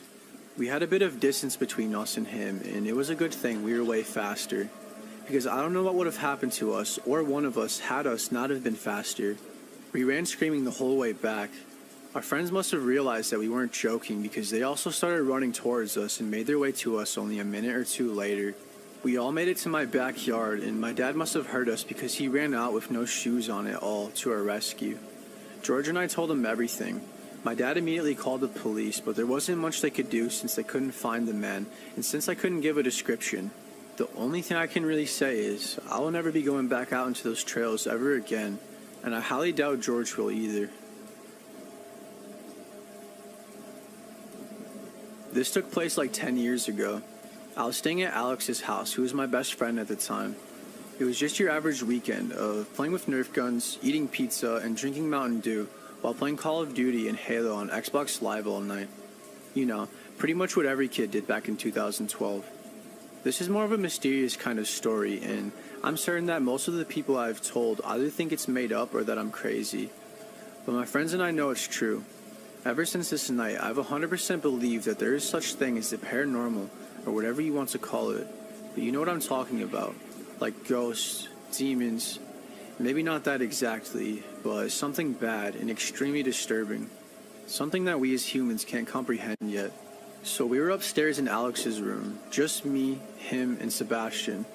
We were just having fun taking turns playing Halo and Call of Duty, since there were 3 of us and he only had 2 controllers. All of a sudden, Alex muted the TV and got us all to be quiet. Immediately, we all heard what sounded like someone screaming at the top of their lungs, like I have never heard before. It was a very demented, wailing sound that Alex said he hears sometimes. Keep in mind, it was 1 o'clock in the morning, on a dead-end street that only had 1 street light post on it. With a very small amount of light that we had to work with, we saw this silhouette of a super tall being, sprinting like a deer across the street. The wailing sound diminished slowly as it got further away from us. "What the heck was that, Alex?" "It's a ghost," he said. "What do you mean a ghost?" "Come on, you saw that too. Now if you can sit here and lie to yourself and say that was a human or some sort of animal species that isn't known to man yet, then go ahead. But clearly that thing was no animal, and it definitely was not a human being. I don't know what it is. My guess is as good as yours." By this time, the strange skinwalker-looking thing has completely vanished out of sight, and we couldn't hear anymore. Alex kept staring out the window, though. He looked like he was about to go insane. "Alex, hey bud, you okay? You should probably sit down and drink some water." He then started to cry. I guess the emotions of all this got to him, and he couldn't control it, so he started having a breakdown. Apparently this has been happening to him for years now, and he doesn't know what to do, and that no one else has seen it besides us 3 that he knows of, and that his parents won't believe him and that they think he's crazy. I think he was happy that after all these years someone else actually saw what he was talking about. Of course he didn't want us to see it because it traumatized us as well, but I think it gave him some sort of comfort knowing that it was real and he's not crazy. But maybe even more discomfort though, because knowing that it's real is downright terrifying. Apparently he still hears it from time to time, but he has chosen to completely ignore it.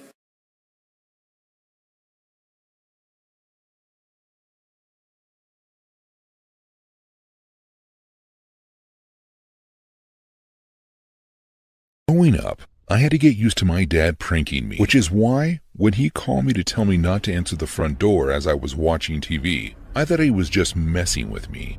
My phone rang, and that was the first thing he said: "Don't answer the door." I froze for a moment, but then began to laugh because I assumed he was just trying to freak me out. But when the doorbell rang, it got increasingly more serious.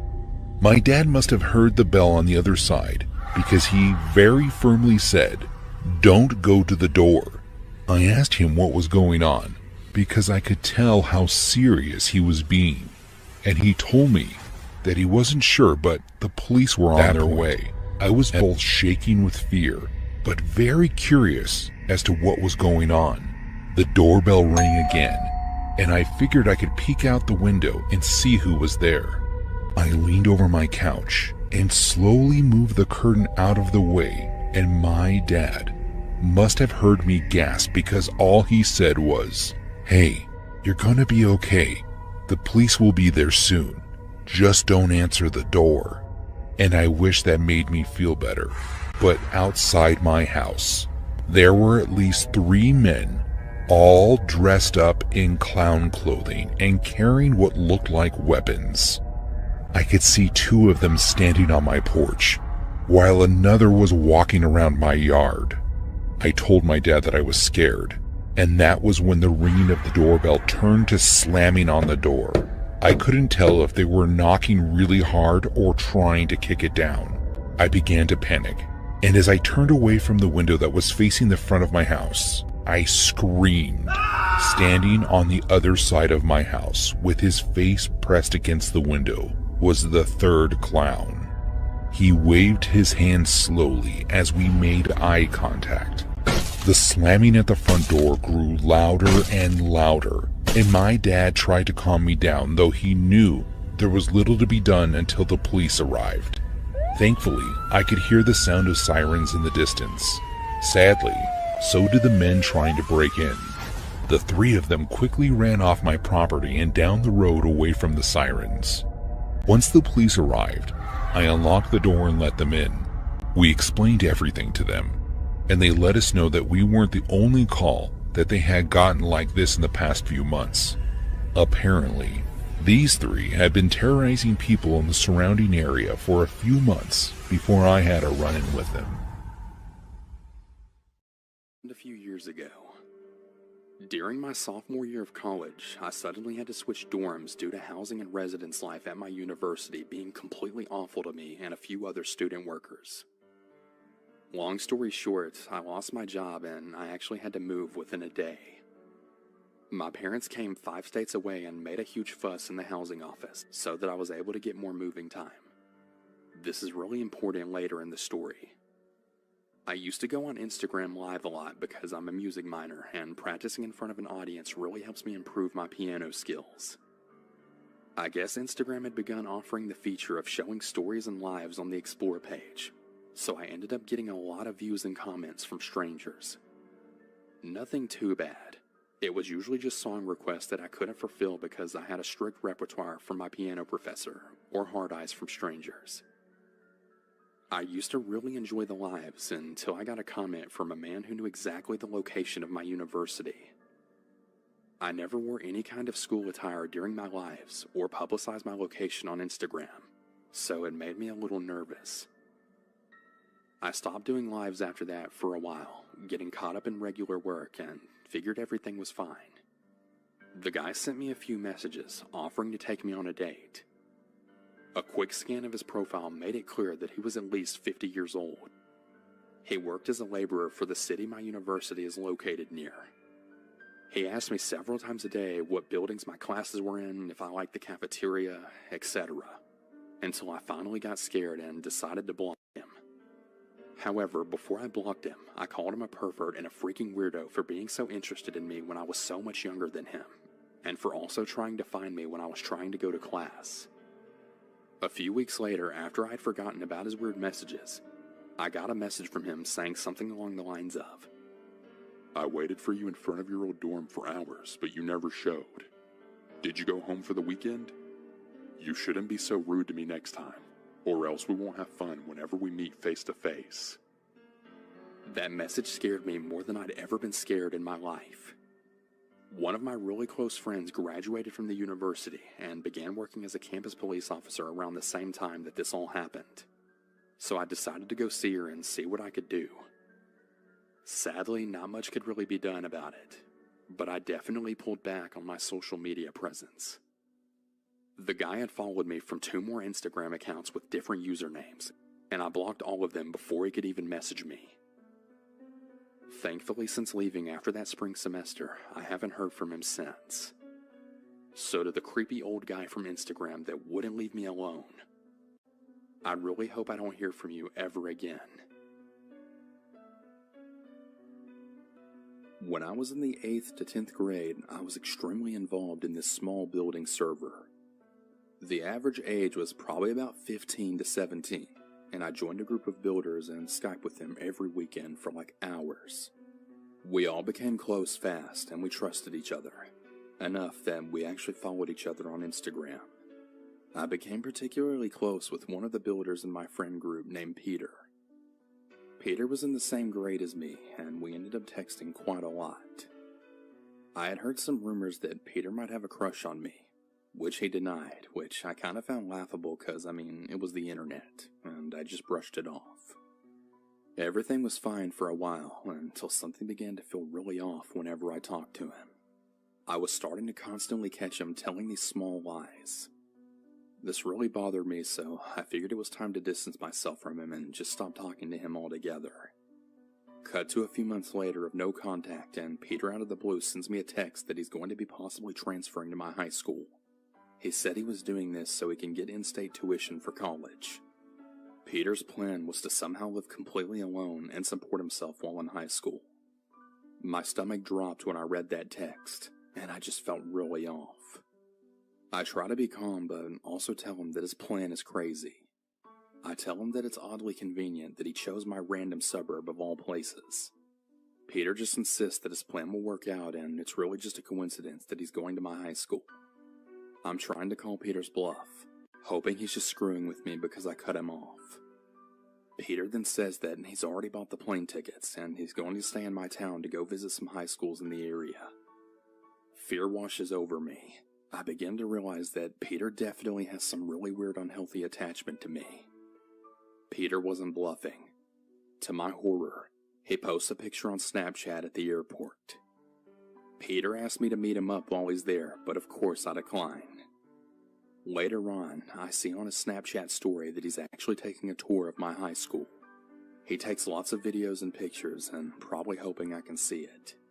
Luckily for me, I'm actually stuck home with pneumonia. I spend the next few days totally on edge and totally afraid that he was going to ring my doorbell at any moment.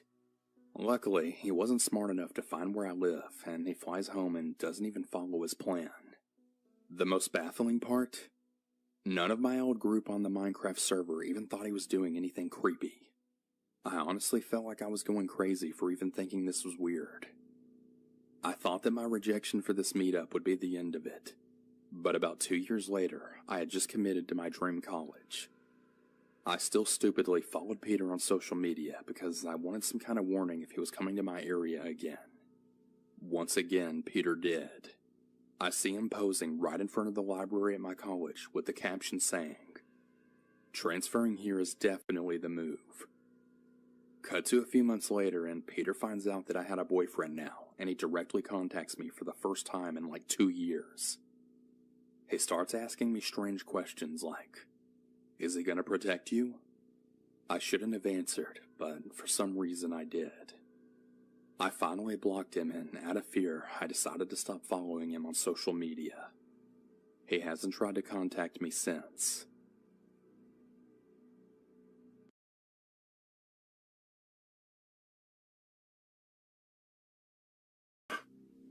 After work, I like to go with coworkers to Waffle House sometimes. It's fun, relaxing, and relatively cheap. However, tonight I decided to go out with a couple of girls I work with.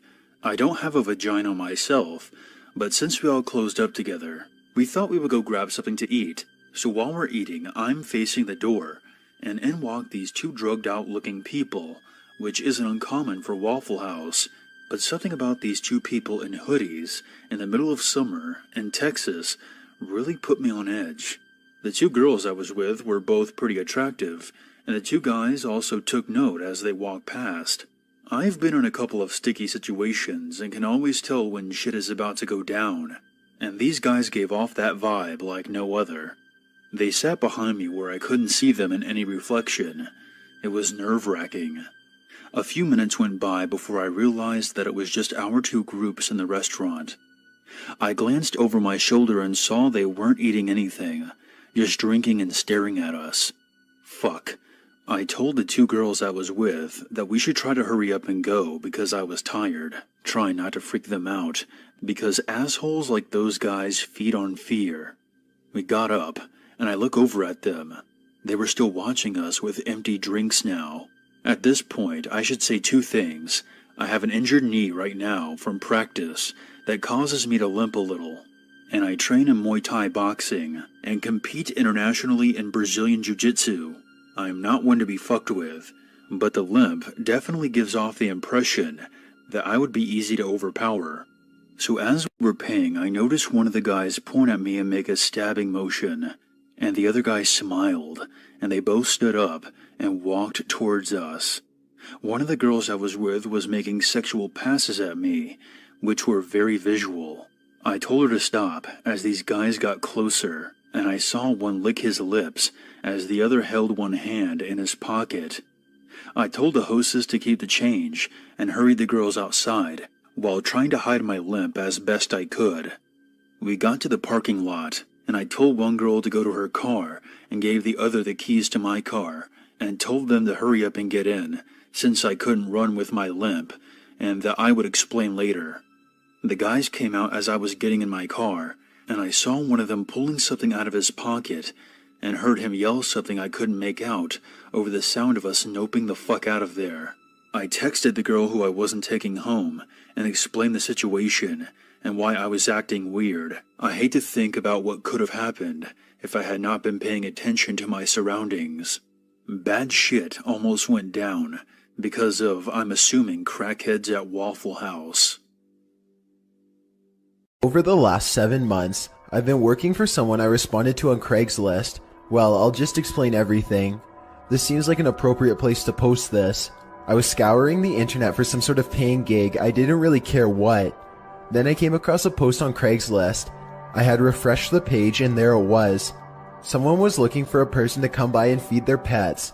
I assumed they were going out of town or something, so I contacted them and left my number through email. I got a response immediately in the form of a phone call. The caller was a man who explained to me that he was moving out of town and his parents had cats they wanted fed daily. I gave the man my name so he could run me through a cursory background check, and in about 20 minutes I was hired.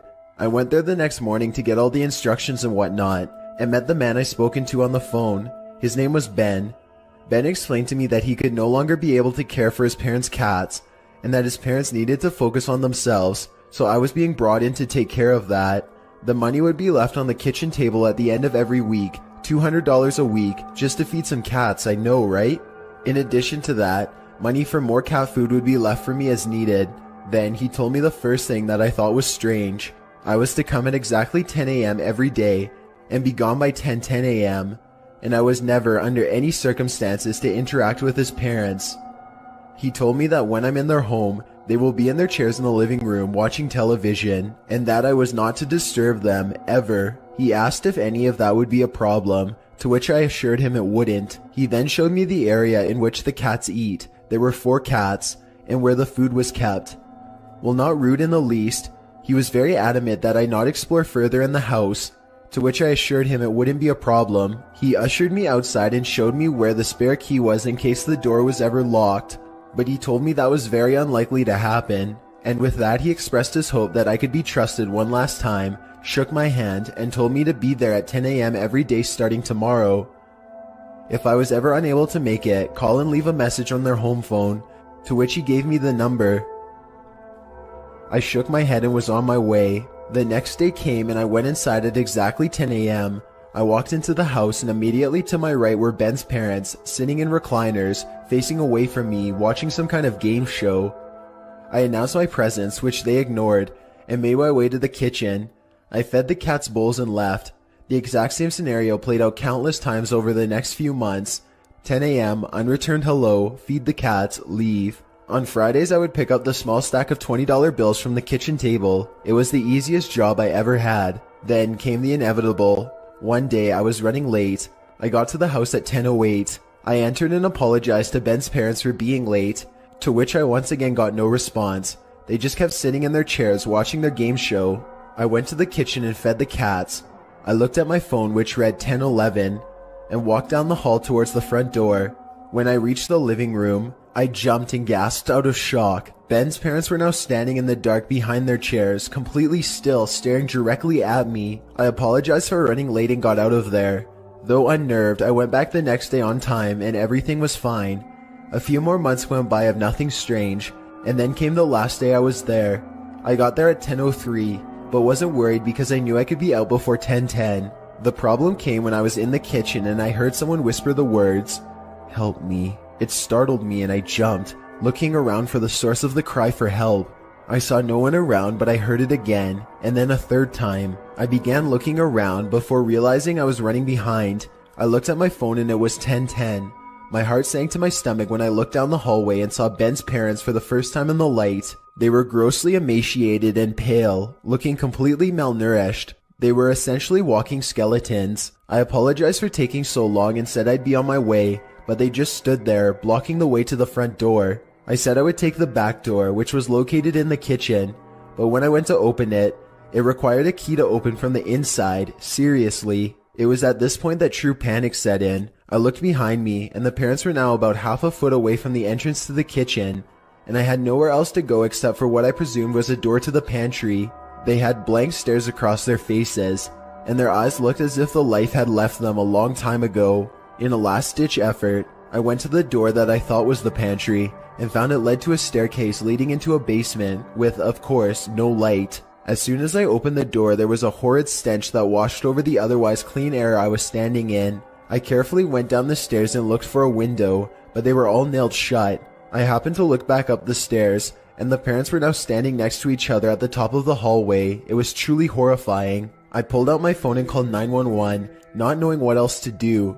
And when I explained my situation, they said they would send a car out immediately, and to stay on the phone while they connected me to the unit en route. I ran into the dark basement using my phone as a light. It didn't provide too much illumination since I was in the middle of a call, but it was just enough. There were racks of junk that lined the basement, separating it into almost aisles. I went down to check if any of the windows were possibly loose, like I'd be that lucky. Then I turned the light around and shined the light in front of me, and I was inches away from the parents' lifeless looking faces. I let out a scream and ran in the other direction, and tripped over something, sending my phone flying from my head.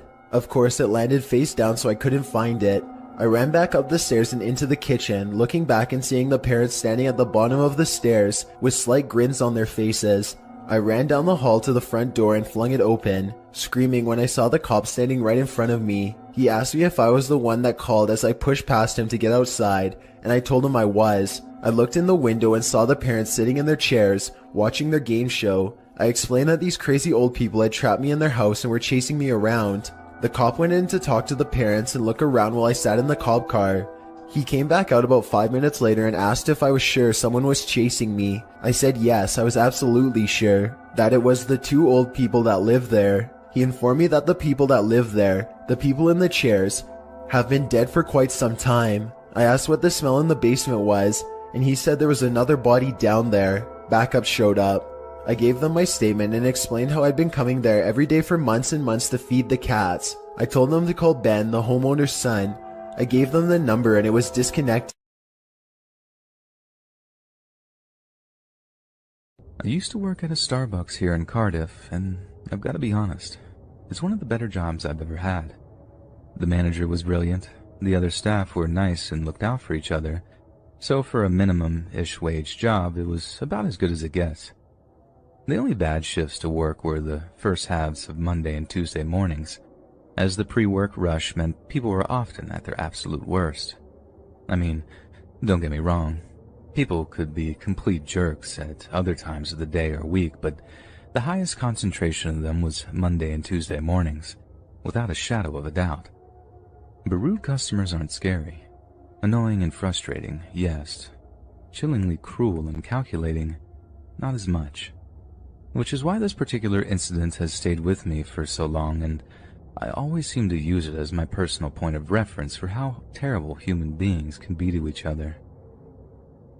So, it's a Monday morning and we're just coming to the end of the rush at around 9 a.m. 30 minutes more and the caffeine fiends will start to thin out and we can get some coffee and make a smoke break of our own. I heard her before I saw her. Like, she was only just trying to get a handle on what had been pure harpy screeches just moments before. Some woman was on her phone, ranting away and not looking where she was going as she tries to find the back of the queue. In doing so, she cuts off this other bloke who politely informs her that she's queue jumping. I don't know if she actually didn't hear him or was just tactically ignoring him, but either way, this bloke has to tap her on the shoulder before saying, "Excuse me, believe I was ahead of you." The woman just shrugs this off at first, giving the guy a gesture like, "I'm too busy to listen to you." I remember the look of anger on the guy's face as she gently but firmly grabs the strap of her handbag and tugs her out of the queue before taking her place. I'm a bit torn about the whole thing. Like, yeah, it was righteous, but laying hands on someone, I feel like there could have been a better way to resolve the issue. But it wasn't like the guy had picked her up and thrown her, and due to the size difference, that was definitely a possibility. Anyway, she reacts like this had been the case, like him actually standing up to her was some horrific incident of assault, and starts demanding someone call the police, even though she herself was on the phone and simply refused to hang up. A couple of staff members and customers manage to calm the situation down, and we get the guy his coffee before one of my colleagues serves the angry woman. I didn't serve her, but when she got her order, she turns to be like, excuse me, this coffee isn't as hot as I asked for." No, I know better than to just argue with customers and especially absolute whoppers like her. So I do as I'm asked and heat the coffee up a little bit more for her. I hand it back. She dips a finger in it and once again tells me, "This coffee isn't hot enough."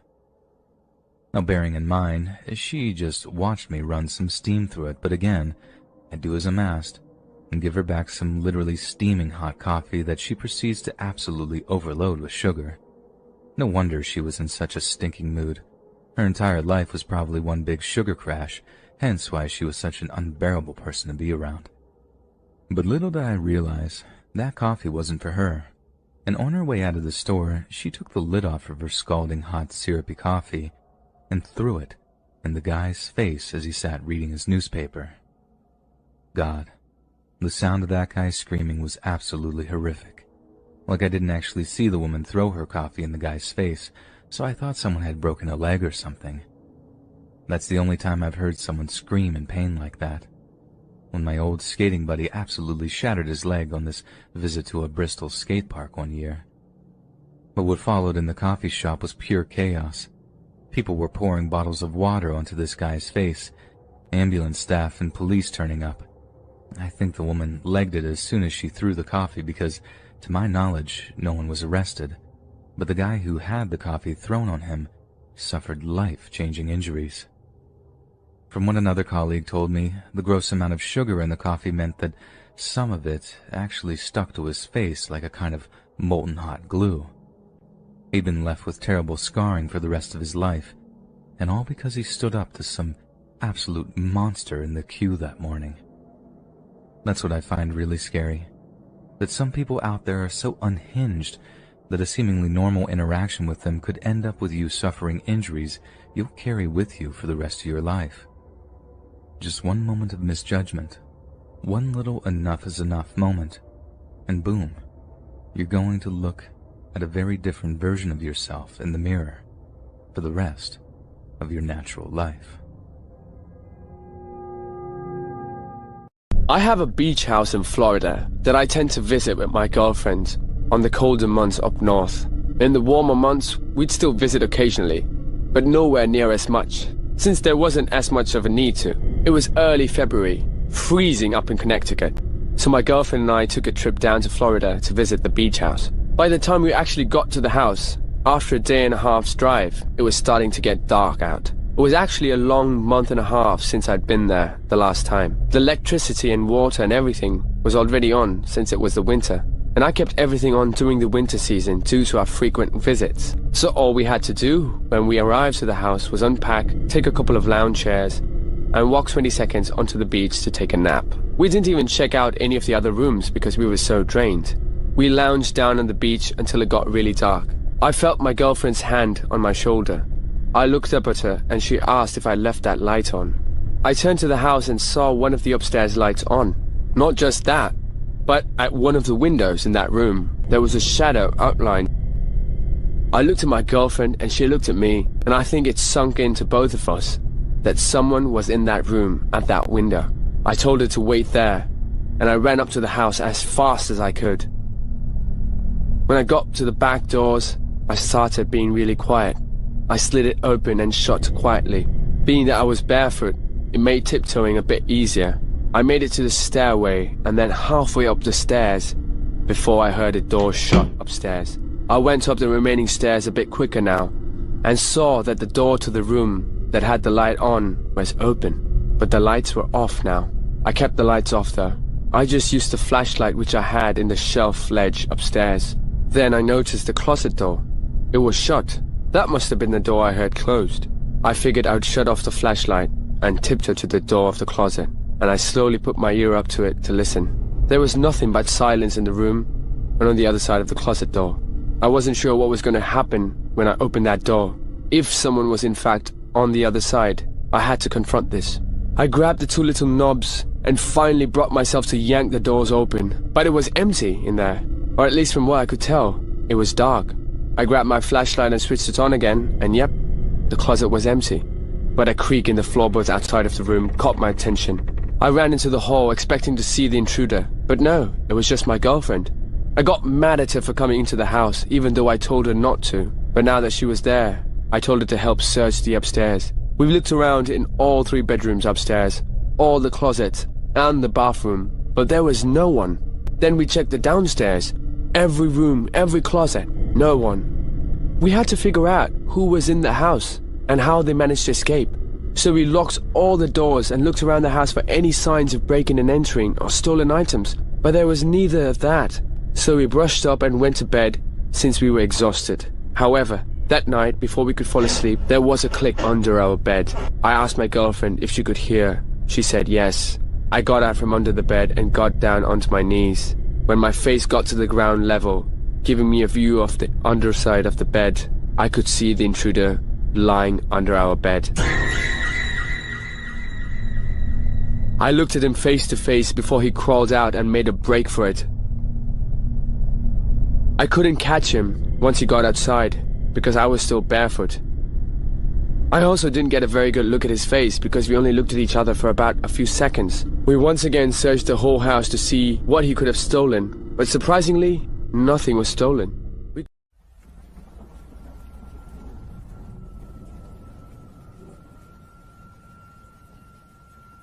This story happened when I was a freshman in high school. Back then, I used to ride to school every day on the bus and then take it home. I would usually be home by myself for a few hours until my parents got home from work. One day I got dropped off the same as always and walked to my house. I got to the front door and put the key in, only to realize that it was already unlocked. I found this strange because it was usually always locked when I got home. We lived in a decently busy area, so we were always sure to lock our doors. As a high school kid, I got a little concerned from seeing this, but I figured one of my parents just forgot to lock it. I went inside. When I did, I got a slightly bad feeling. It was very quiet, and I slowly looked around the room. Everything looked normal and in place. I then thought I heard a noise of someone walking upstairs, but it was really hard to tell. It gave me a shiver down my spine, and I paused to listen more closely. When I did, I heard no more noises. The noises that I had heard were so brief and quiet that I figured I had to be just paranoid. I locked the doors and went into the kitchen. I made some pizza rolls and then went up to my room, which was upstairs, and watched some YouTube videos in my bed. After a few minutes of doing that, I got really tired and fell asleep. I woke up about 30 minutes later. When I did, I went back to watching YouTube until I heard the sound of my parents getting home a short time later. I then went downstairs and helped them unpack groceries which they had gotten. I was talking to my mom when I heard my dad shout from upstairs. He came down and said that my parents' bedroom was all messed up as if someone had torn through it. We all went upstairs to find the room was a complete mess. It was then that I remembered everything and told my parents about the door being left unlocked.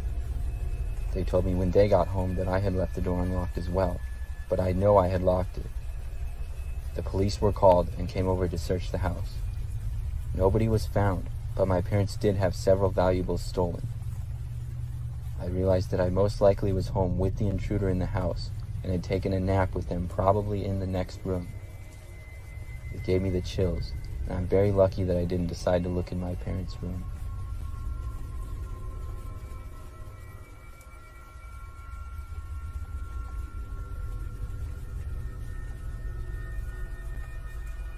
When I was a kid, my parents used to go out of town for business all the time. I used to have to stay at my aunt's house when they were gone. But when I turned 13, my parents finally trusted me enough to stay home by myself. I was excited for this because I felt like I was being an adult living by myself for 3 days. My parents went over everything I needed and told me to lock all the doors and windows. When my parents left, I mainly watched TV and played video games. It was a Friday night, so I stayed up pretty late, and at about 2 o'clock in the morning, I finally got sleepy and decided to go to bed. I went around the house making sure every window and door was locked, and then all the windows with blinds and shades I covered. Then I got ready for bed and turned out all the lights. I got in bed, closed my eyes, and tried to fall asleep. I was laying there for maybe 2 or 3 minutes when I heard the sound of a car slowly driving down our street. We lived in a very quiet neighborhood, and we were at the end of a street, so we didn't get much traffic often. I kept my eyes closed until I heard the car seemingly stop directly in front of our house. I heard the engine idling, but didn't hear the sound of a door opening or anything. After about a minute of this, I got curious, so I carefully raised my blinds and looked out. I could see there was a pickup truck parked right in front of our mailbox, just sitting there with the engine running. I didn't recognize the truck, and I stayed watching it for a little while. Finally, I saw the door open and a man get out. He walked around the truck towards my yard. Our yard was pretty big. In fact, it was about 5 acres, and most of it was just woods that went from the side of our house all the way to the back and beyond our property. The man paced around a little bit, halfway in the street and halfway in our driveway. He seemed to be looking around. And then out of nowhere, he just walked into the side of my yard and into the woods. I started freaking out inside and wanted to call my parents, but with it being nearly 3 o'clock in the morning, I knew they would be sleeping. I considered the police, but I also thought maybe the man had a logical explanation. I feared the man was going to try to break into our house or something, though. I got up and once again checked every door and window to make sure that it was locked. I then turned on every light in the house to make it look like there were people home. After that, I went back up to my room and locked the door. I peeked out of the window again. When I did, after just about 30 seconds, I heard noises coming from the woods. I was very careful to not let myself be seen from the window. I saw the man come out of the woods. He jogged towards his truck and got inside. Then the truck sped off rather fast. So fast, in fact, that I heard skid marks as it drove away. I was left with many questions. It took me a long time to fall asleep, and the rest of the weekend I was on edge. I'm happy to say that the man never came back, but I still wonder to this day what he was doing.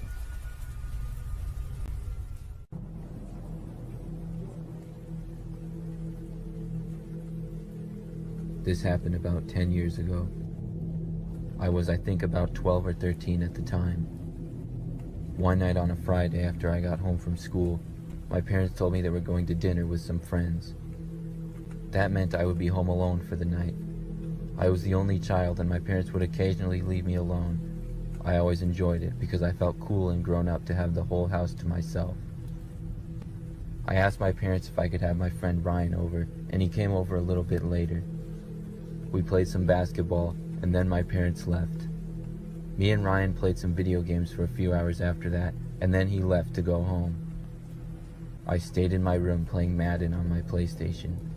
About 20 minutes later, I thought I heard a noise coming from downstairs. It was now around 9 p.m., so I assumed it was my parents and I thought nothing of it. However, not too long after that, I got a call from my mom on the phone, and she told me that they wouldn't be home for about another hour. Still, I had forgotten about the noise at that point, and I kept playing video games.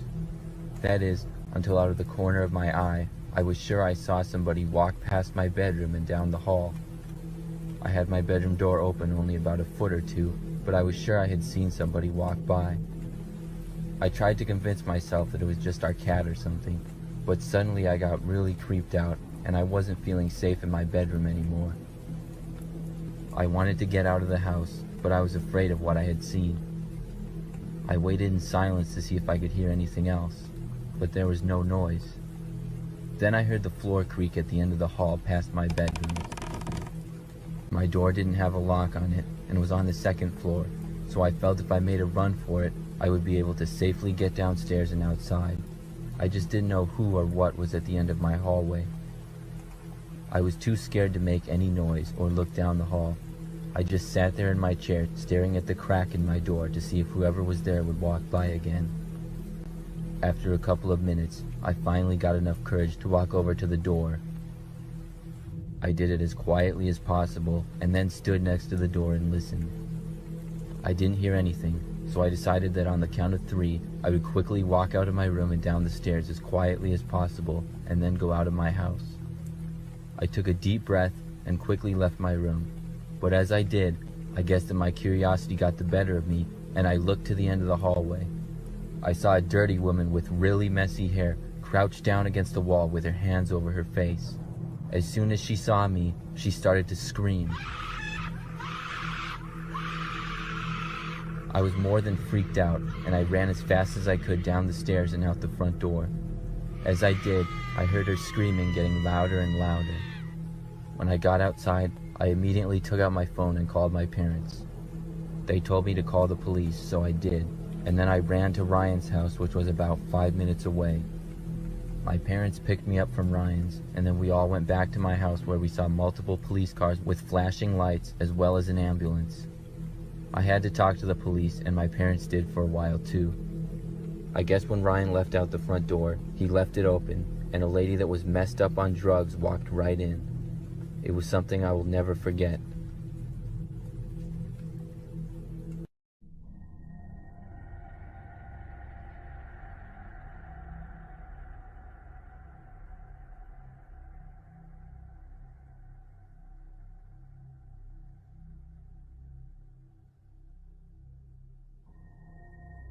There are 2 types of people who work at McDonald's, or fast food places in general. There are ambitious, intelligent people who are trying to work hard to achieve a goal, in the hopes that one day they'll be able to quit for the sake of something better. And then there are the losers, those with no ambition who have given up and have no desire to achieve anything other than a weekly paycheck. I like to consider myself in the first category. As I was working hard to afford my apartment while taking classes at the local community college, I normally worked the later shifts at the drive-thru window, which is the one spot most employees hated working the most. You constantly have to deal with extremely impatient, oftentimes very rude people who are on their phones or have music blaring, and oftentimes don't realize that I wasn't the individual who took their order, so it's not my fault if it's wrong. In addition to that, you're pretty much constantly on your feet and exposed to the elements. No matter how cold, windy, or rainy it is, you have to keep leaning out into it, wishing that you were in a warm car about to drive away from this place. My point being is please try to be more kind and patient with the drive-thru people. Yeah, some are lazy, but most are trying their best, and even though you only see them for about half a minute, a kind remark or a warm smile might make their day. Anyways, now that I've gotten that off my chest, I work the late shift with 2 people who I believe qualify for the second category of employees. Connie was a high school dropout who was almost always late and was never invested in what she was doing, and Harold was a deadbeat who often smelled like weed and only kept the job because otherwise his parents would throw him out of the house. He was 32 years old. So one night I was there after 11 p.m. by the drive-thru window on an extremely cold January night, flipping through the pages of my class notes and trying to keep warm by the fry machine. Connie was mopping while looking at her phone, and Harold was in the back probably getting baked in the walk-in cooler. That late at night, we rarely got customers, and if we did, they were almost always zonked-out college kids who used the drive-thru but never physically walked into the restaurant. I stood up and stretched my legs, and told Connie that I was heading to the bathroom. It was around 11:30 at this point. I came back less than 5 minutes later, with Connie more or less in the same spot that she was before. I walked past her and turned the corner to return to the window, and froze dead in my tracks. There was a bald man in white face makeup and a black hoodie standing directly outside the window staring in. His eyes were wide, with a blank expression that read, "What kind of trouble can I create?" The figure made direct eye contact with me and smirked, and slammed his palm against the window. I had no idea what to do, and inside my head, the words, clown, mime, psychopath, danger, and death all exploded like fireworks. The window was already shut and locked to protect myself from the cold, but the doors were all unlocked, and this person could easily walk right in and grab any one of us if he wanted to. In my head, I kept referring to it as he, but honestly, I had no idea what the gender was. The outfit and makeup made the stranger look androgynous. Maybe that was the point. The figure slapped on the glass window again with its hand. Open.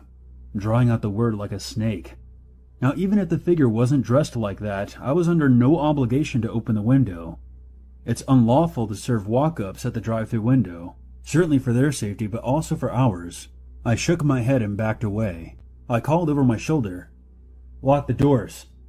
The whole time, this figure didn't break eye contact with me, and to the best of my memory, I don't even remember it blinking. It drew back its lips in a sinister smile, and I shit you not, its gums were black. I don't mean I was too far away that I couldn't see clearly. I mean its gums were as black as licorice. Open. It hissed again, louder this time. Its other hand slammed against the window, and it licked its lips with its tongue. Open. That's when a third hand slammed itself into the window. A left hand, and it was just as pale and as skeletal as the other two. I lost my shit. "Holy shit! Call the cops!" I screamed, and ran back into the office, which was the only room with a locking door and no windows. I heard Connie scream, "What the fuck?" And she dropped her mop and flew across the room and made for the back with me. All the yelling attracted Harold, and I shoved past him into the office and told him to look at the security camera. Sure enough, the white-faced creeper looked to have 3 hands on the window and was tilting its head back and forth, perhaps trying to discover where I ran off to. We locked the office door and called the cops, explaining to the operator that there was at least 2 prowlers outside acting in a threatening manner towards us. I kind of expected it to be over after I called the cops. If it was a prank, they would run once they realized they scared me enough to call 911. But it didn't end there. We watched as the figure left the drive-thru window, circled the building, and made for the restaurant door. "Is there a second one? Look for a second one," I panicked while still on the phone with the operator. Connie was freaking out, and Harold was muttering something about not getting the police involved, likely because he was carrying weed. That's when the power went out. Everything. Cameras, lights, phone, the whole building went down. And barely 10 seconds after we all quieted down after shouting at each other in the dark, we heard footsteps in the dining room area. "Connie, did you lock the doors?" I whispered. She didn't reply. I think she had her hand pressed over her mouth. Open. We heard a voice call from outside the room in the dark. Open. The shout came at least 3 more times, circling from the kitchen to right off the hallway where we were hiding. I was convinced I was about to die, and every decision I had made in my life that brought me there was flashing before my eyes. We heard footsteps pass the office. After another few minutes, we heard the wail of police sirens outside, and at any moment, we expected to hear gunfire and the police shouting at someone to get on the ground, but we never did. We waited until the police identified themselves, and opened the door and ran out into the parking lot. Since the power was down, we couldn't show the cops the security footage, so we just told them what we saw. They swept the whole building and said it was clear. The owner of that particular franchise store showed up about an hour later, after Harold and Connie had left. I waited for the power to be restored, so an officer could escort me back inside to collect my belongings. The next day my manager called me and asked me to work the night shift. I asked him if the creep from last night had been caught. When he said, "There was no creep," I told him I quit and hung up the phone. This story is completely true. I have no idea what caused the power outage, which apparently erased all the security footage from the day. Without proof on video, my manager and the cops concluded that it was an elaborate prank, but that third hand still bothers me to this day, even more so than its hungry, inhuman eyes. Sure, it could have been a prank, but I wish someone would just confirm that for me, so I can sleep again. Keep your windows locked at night, and if you hear someone tapping from behind the curtains, don't open them.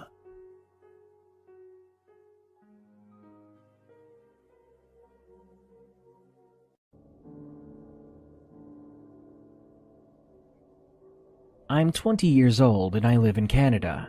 This story took place during the 2016 clown craze in October, about 10 to 20 minutes before my Subway store was going to close. To make things a little easier to understand, I've got to give a brief explanation of the layout of our store. So there's the front door that customers walk through, which is completely made of glass. Then there's the windows to the left, if you're standing behind the counter facing the front. The bathroom is beside the swinging door that employees use to get to the sandwich unit. This all began while I was finishing doing dishes in the back room. I was the only person there because they rarely had more than one employee for the closing shift, unless of course it was for training purposes. Really, only one employee is needed, even though it might not be a smart decision. There hadn't been any customers for a while, and I really had to go to the bathroom, so I started making my way to the swinging door by the sandwich unit, when all of a sudden I heard the bell ding at the front door, indicating that a customer had entered. I was honestly a bit annoyed because I'd been putting off going to the bathroom for a long time, and obviously I can't leave someone unattended in the front store. Before I even turned around to take the person's order, and I know it's going to sound odd, but I heard the generic sound of a clown's nose honking. It sent shivers and goosebumps through my entire body. As I hesitantly turned around to confirm what I had just heard, there was someone standing at the door with a bright orange afro and white face paint. Beyond that, they were dressed extremely casually, though in a plain green zip-up hoodie and black jeans, which almost made it creepier. They stared at me and smiled from ear to ear. Before I could even think of doing anything, they gave me a sinister little wave before quickly running out of the store and around the left side window. I was frozen in place. I was wondering, was this really happening? Or better yet, why was this happening? I didn't know the clown craze reached my small town. I just stared at the window for what felt like 10 minutes. Once I came to, I ran to the front door and just locked it. There was no way I was letting anyone in, even if we weren't closed yet. But before I did, I poked my head around the corner to make sure that lunatic was gone for sure. Well, I didn't see anything. He was gone, I thought. I couldn't see him anywhere. The parking lot was empty save for my car. So I went back in the store and locked the doors, counting the seconds until the actual closing time was here. But not 10 minutes until closing, a couple of cops were knocking at the door. I was nervous, yet relieved to see them. I immediately unlocked the doors and let them inside. Apparently, they were there to just ask me a few questions. They wanted to know if I had seen someone dressed with an orange afro and white makeup. Yeah, I was excited to tell them that some creep was out there so that they could catch this guy. Well, they explained that someone called not too long ago, saying that they drove by and saw someone matching that description in the subway parking lot, kneeling behind a green sedan.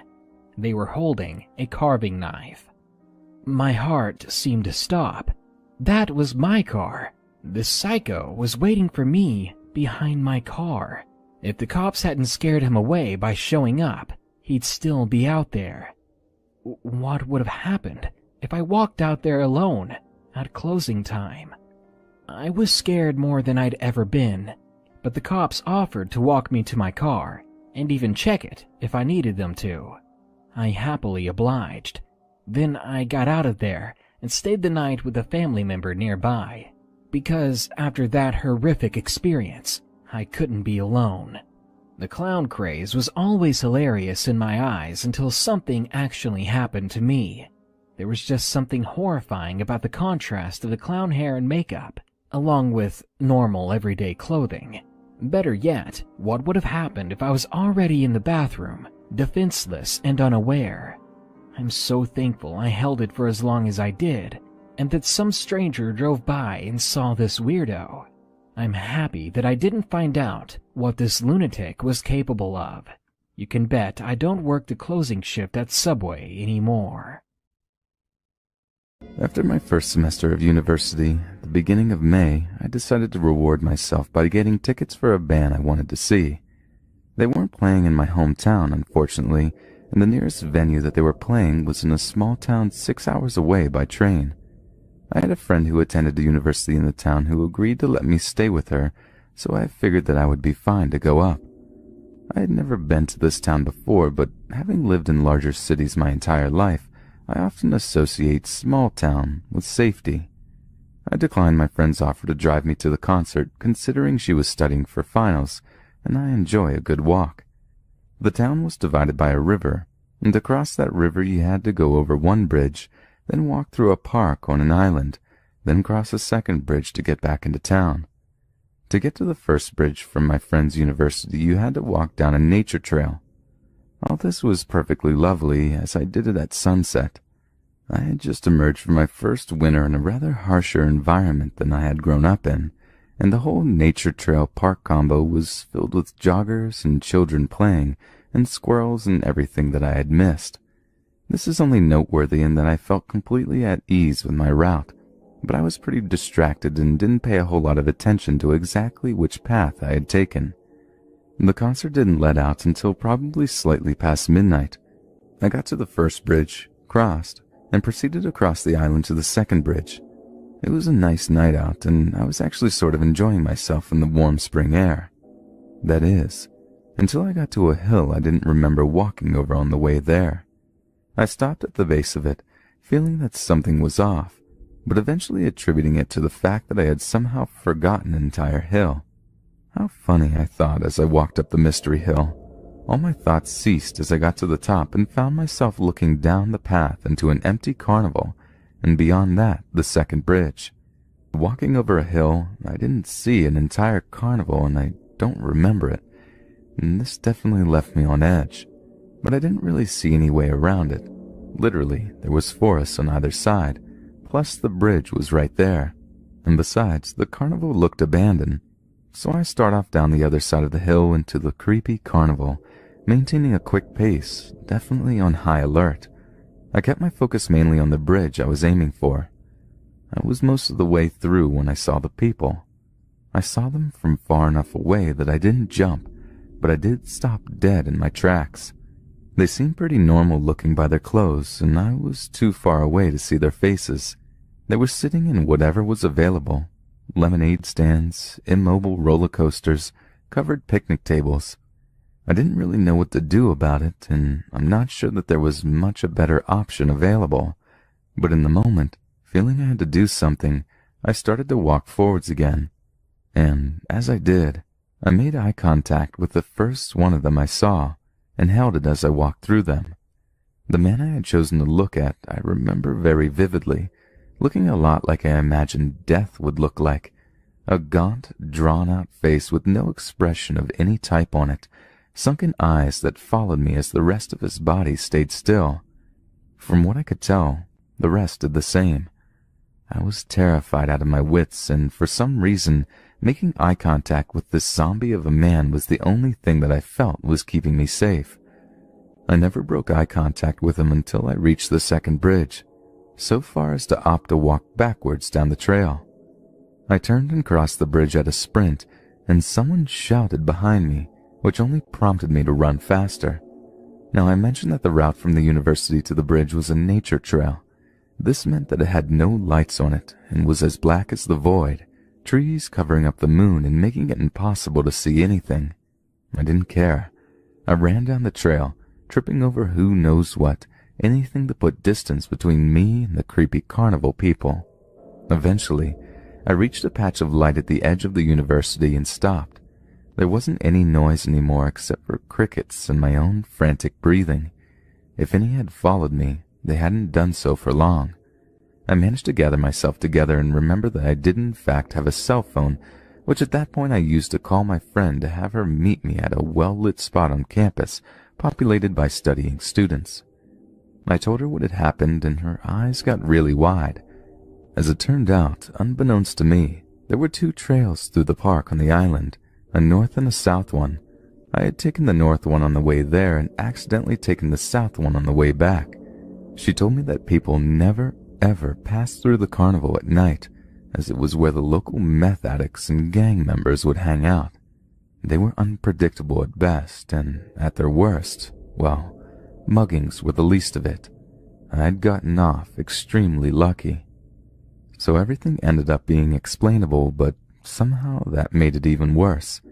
I didn't sleep well that night, and when my friend offered to drive me to the train station across the river the following evening, I accepted.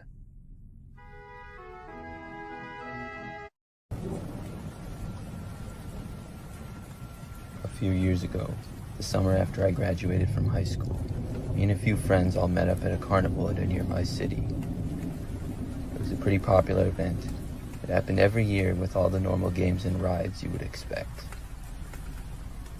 We got there and played some games and got food. We really did all the normal carnival stuff. We stayed there until night and then started to head back. We went back towards the entrance of the carnival and all said bye to each other. Then we went our separate ways. All the four of us had parked in different places, so after saying bye, I walked back into the carnival to the side where I had parked my car, which was a few blocks away. But as I was walking, I saw a man approach me. He was skinny and had a sort of scraggly beard. He appeared to be sort of young. He asked me if I was leaving and if I could give him a ride. This guy was looking pretty sketchy, and I really didn't want to give a ride to someone I didn't know. So I told the man that I didn't have a car. Of course, that wasn't true, but I just wanted him to leave me alone. The man looked disappointed and nodded his head and walked away. Then I walked to my car, which took me about 15 minutes to get there. I unlocked the doors as I got close to it, but at that same time, I heard rapid footsteps on the street coming out of nowhere. I looked and I saw the man. I had no idea he had been following me, and at this time on the street I was parked on, there was no one else around at all. The man said to me, "Oh, you don't have a car, huh?" in a pretty angry voice. I didn't say anything. I was pretty scared, and I couldn't believe what was happening. I then tried to get in my car quickly, but the man ran at me. He blocked the door to my car, and he demanded the keys. He claimed he could hurt me, so I just tossed the keys at him and ran away. He took the keys and drove off in my car. After he was gone, I called the police, and then called one of my friends who drove over and waited until the police arrived. I was pretty shaken up, and the police took down all the information I could give them before my friend Alex gave me a ride home. The car ended up being recovered a few days later, and the man was eventually caught as well.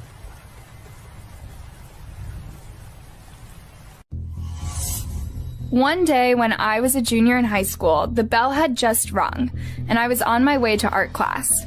It was on the furthest end of the school, so I was walking pretty quickly to get there in time. All of a sudden, an announcement came on the intercom. It was the secretary from the front desk of the school. Her voice was shaky as she announced that the school had just been placed on lockdown, and everyone needed to get inside the room closest to them and follow lockdown procedures. Before hanging up, she said that this was not a drill. There was silence for a moment before total chaos erupted in the hallways. Everyone was running around and there were papers and books being scattered about.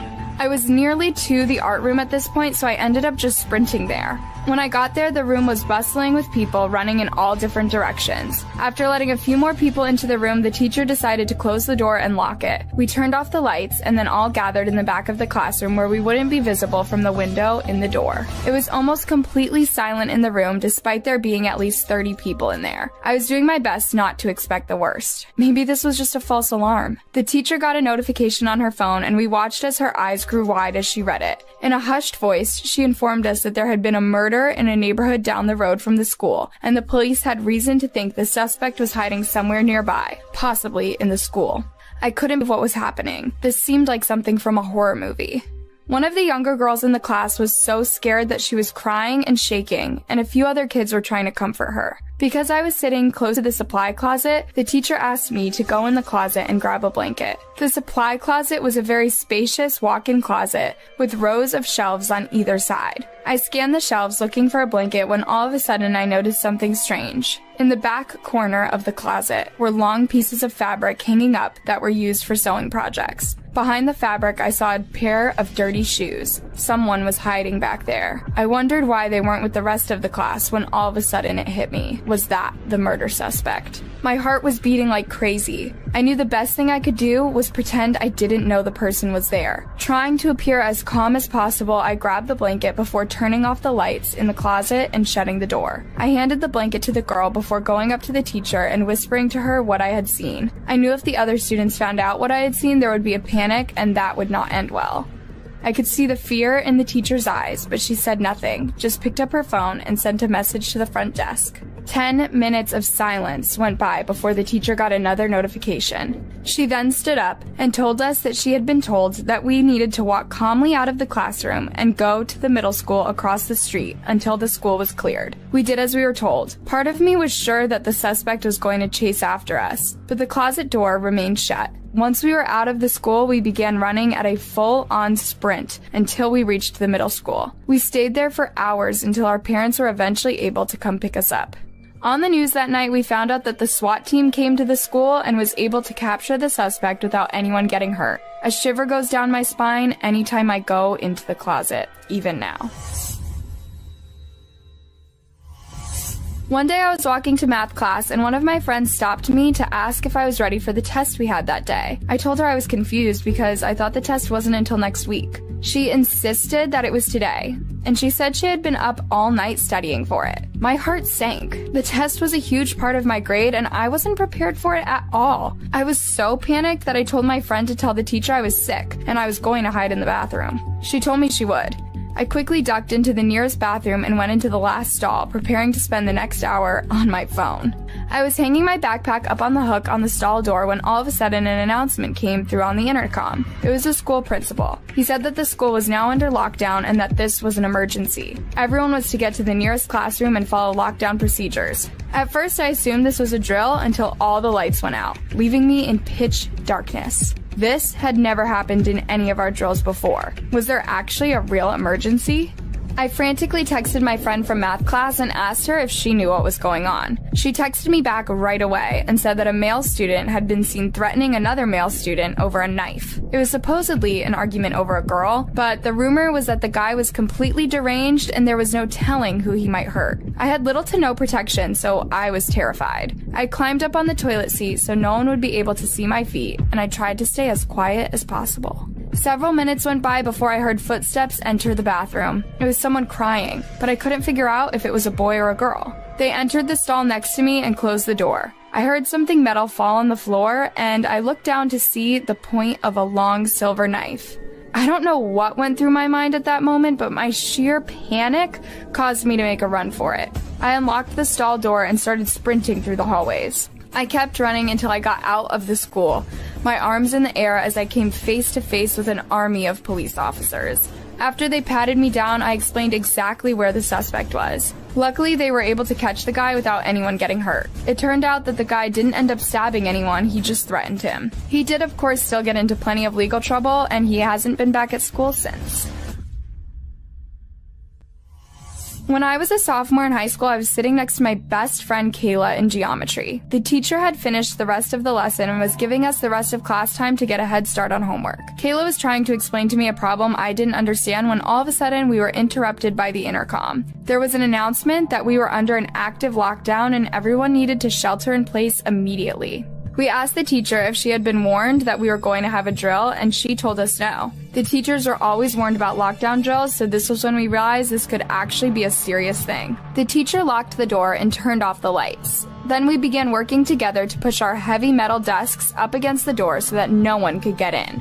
We then hid in a corner of the room. I was tucked underneath the teacher's desk along with a few other students. We were all quiet, checking our phones to see if we could figure out what was going on. I was looking through the news app when I saw that there was a crazy man believed to be on drugs that was involved in an assault right by our school. It was believed that he may have entered our school and was still on the loose. I shared this information with the class and we were all even more terrified. A few girls started to cry and some people were texting their parents to let them know what was going on. I had a sister who was a freshman who was also in the building and I texted her to see if she was okay and asked if she knew what was going on. 15 painful minutes went by before she texted me back. She said someone had been banging on her classroom door and screaming profanities for the last 10 minutes, but they had finally gone away. I decided to keep this information to myself, not wanting to freak my classmates out even more. But before long, I heard yelling in the distance and held my breath, hoping that whoever it was would just pass by the classroom. But before long, there was a sudden banging at the door, followed by a crazed laughter.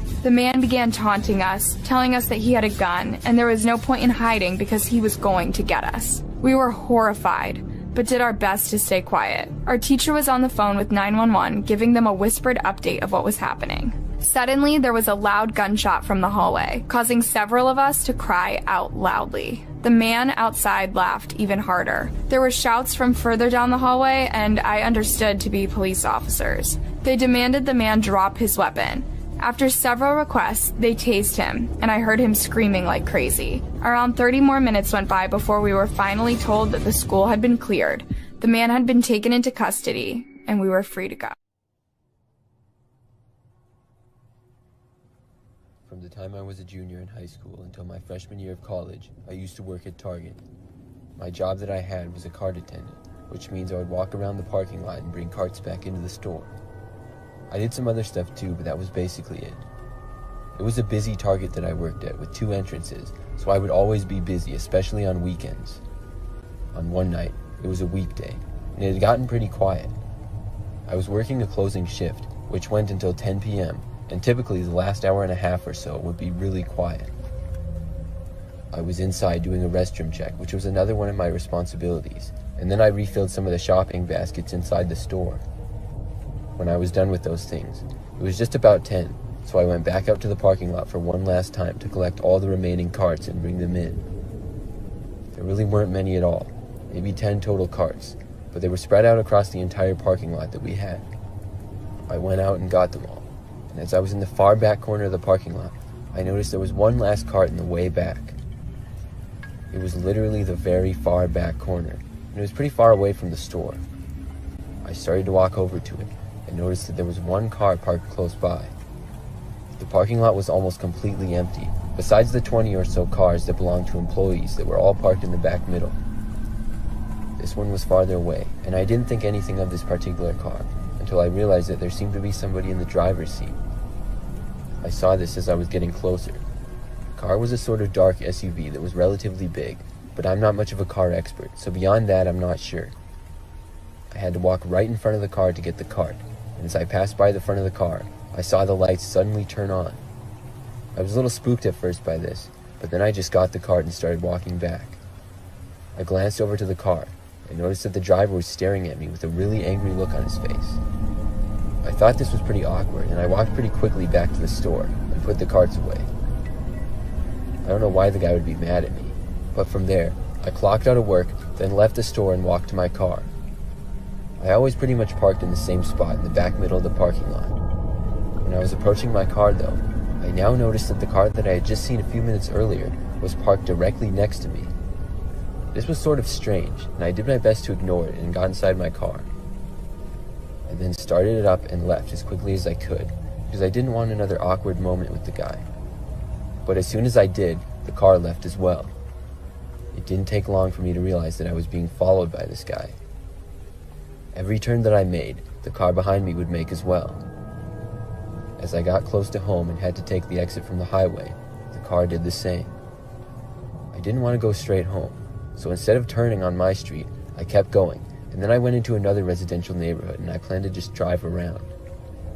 I wasn't really sure what to do and I was getting nervous. I started just driving down random streets and then turning on to the next one and going down that. I was basically just going down every street, and the car followed me through about 4 streets, I would say. As I kept going, it randomly pulled out and sped past me. I heard the engine of the car make a loud roar as it did. After that, they drove away, and when I was sure I couldn't see them anymore, I turned around and went back towards my house. I got home, and then everything was fine. I've always wondered after that, though, why the person followed me and who it was. I also wonder how they knew which car was mine, and why they parked next to my car.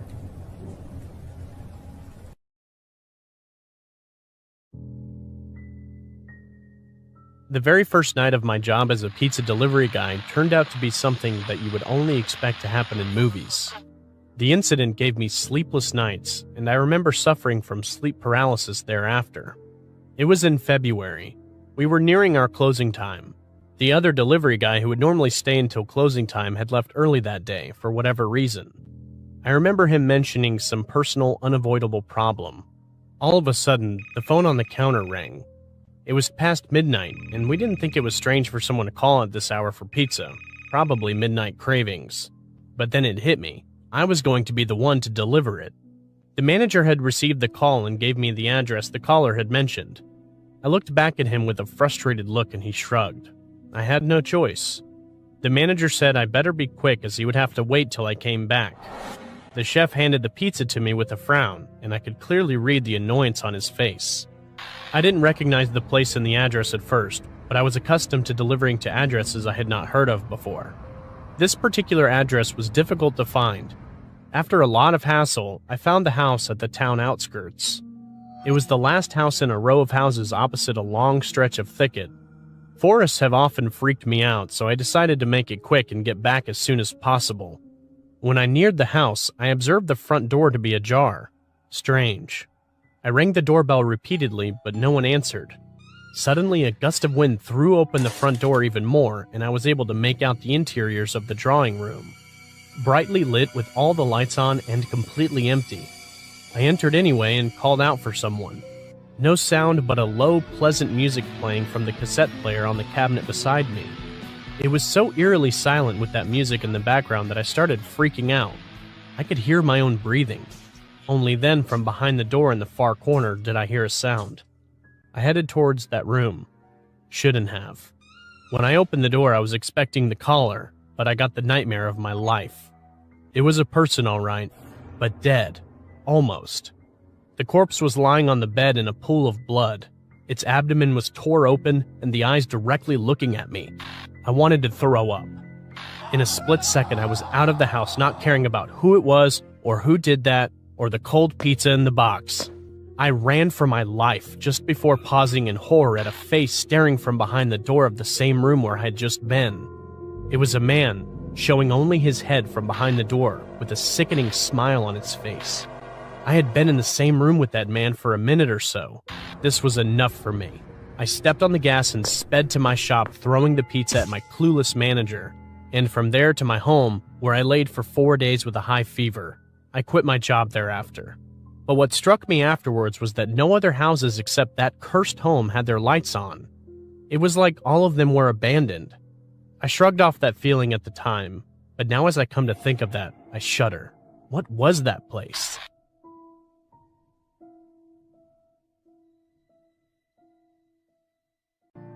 I'm a 13, soon-to-be 14-year-old female, and I go by Steph. I live in California in a small dead-end sort of neighborhood. It rises above the usual street, kind of like a hill. There's only 3 other houses besides mine, so it's pretty safe. Because our hill has a lot of trees, I have a habit of going out at dusk all alone to watch the sunset. The time I almost got kidnapped took place about a week ago. I had a plate of macaroni in my hands, so I had to be a little careful going down the slope. As I'm sitting down near the street eating my macaroni, I'm waiting for the sun to set, when a man in a car pulls up next to me. I assumed it was one of the neighbor's friends, since they had a lot of cars parked on their sidewalk, so I waved. The man didn't wave back though. Instead, he rolled down the passenger window. He was a black man that looked to be in his 40s. I could just feel something was off with him.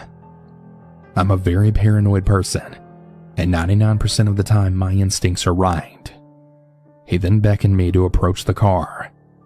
Now, I've been in similar situations, so I know a thing or two. I took one step to be polite, and stopped. I smelled liquor or gasoline or something coming from his car. I guessed that maybe it was lost or something, and didn't know my neighbor's house, and I assumed that he must have brought an open six-pack or something. But being my paranoid self, I wasn't going to give him the benefit of the doubt. I think I saw some movement coming from the back window of his car. The man completely ignored the back of his car, and just gave me a chilling wide smile, saying nothing. I slowly stepped back, while trying to make my smile look genuine. The man began to get out of his car, and my instincts told me that I was in danger. I walked slowly at first, so that he wouldn't notice me getting ready to run. I'm about 95% sure that he had bad intentions. Once the man stepped both feet out of his car, I dropped my macaroni plate and made a run for it. I could feel the adrenaline overpowering my body. Once the man got fully out of his car, he yelled something at me, and I just ran faster. When I got to my house, I quickly looked around and see if he had followed me, and thankfully, he didn't. I went inside and was shaking. I laughed it off in disbelief, since I was in a state of shock, and tried to calm my adrenaline rush down. My dad asked me what happened, and I told him the whole story. The lesson I've learned from this may sound stupid, but it could have almost cost me a lot, and very possibly my life. Trust your instincts. Don't wave or smile at any car or anyone that you don't know if they pull up next to you. Doing this may seem inviting for the aggressor. You don't know their intentions, and especially don't wave when you're alone. I like to think that I was smart enough to run, but this encounter made me realize just how unexpected and fast this was. Be careful and cautious everywhere, even if it's just down the street.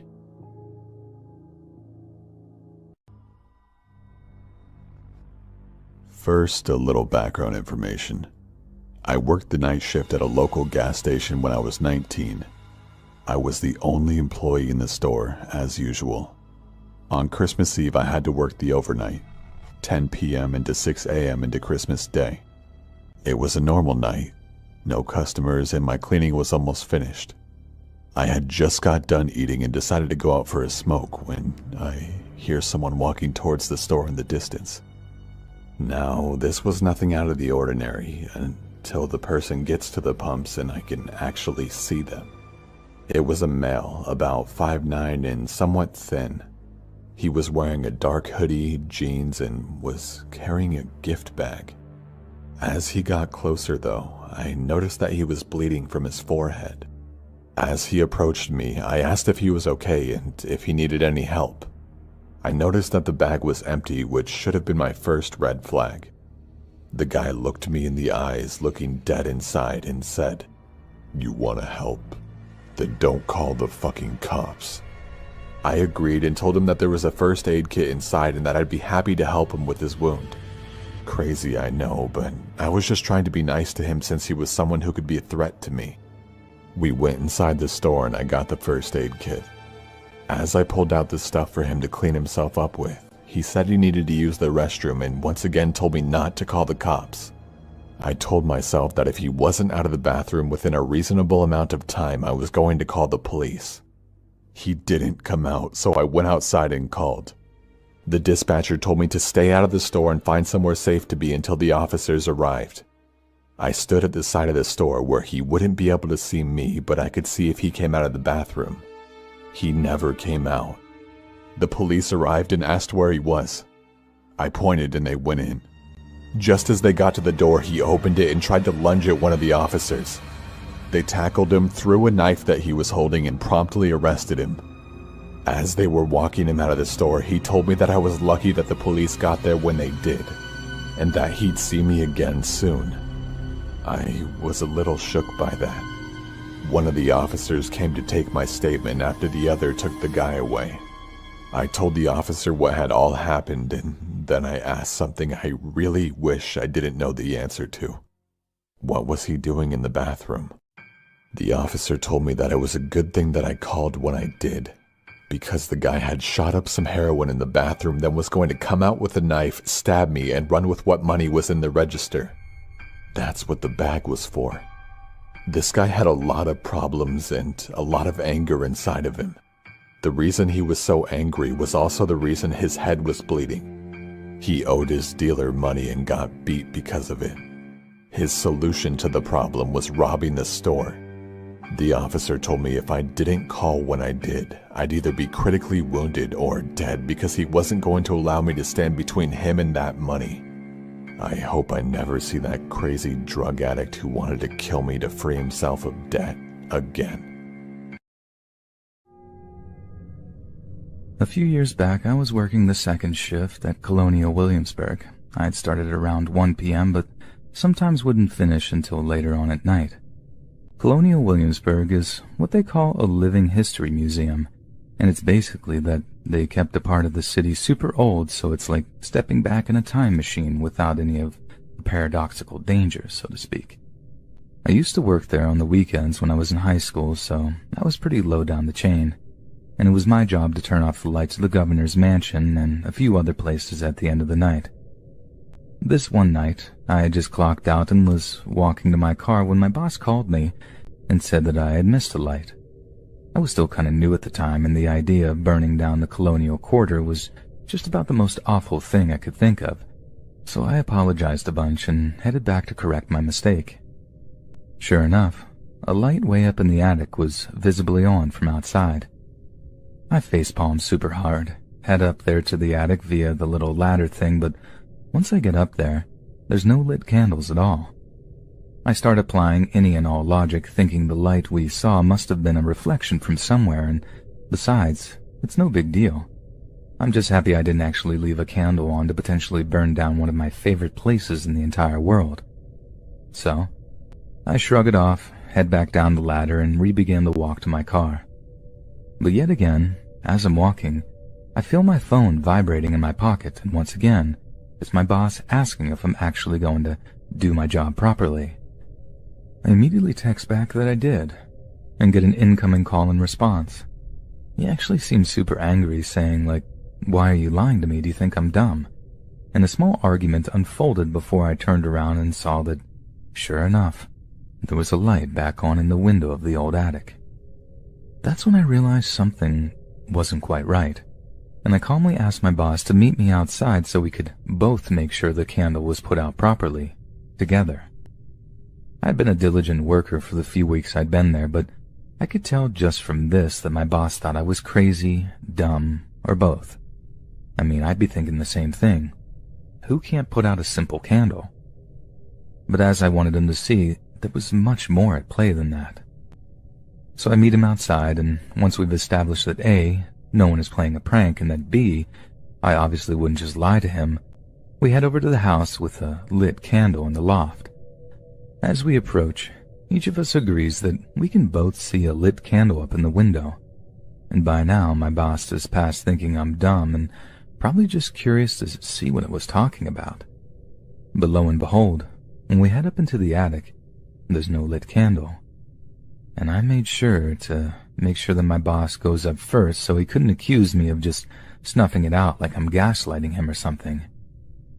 When I get up there, my boss has actually turned pale when he turns to me and says, "You smell that, right?"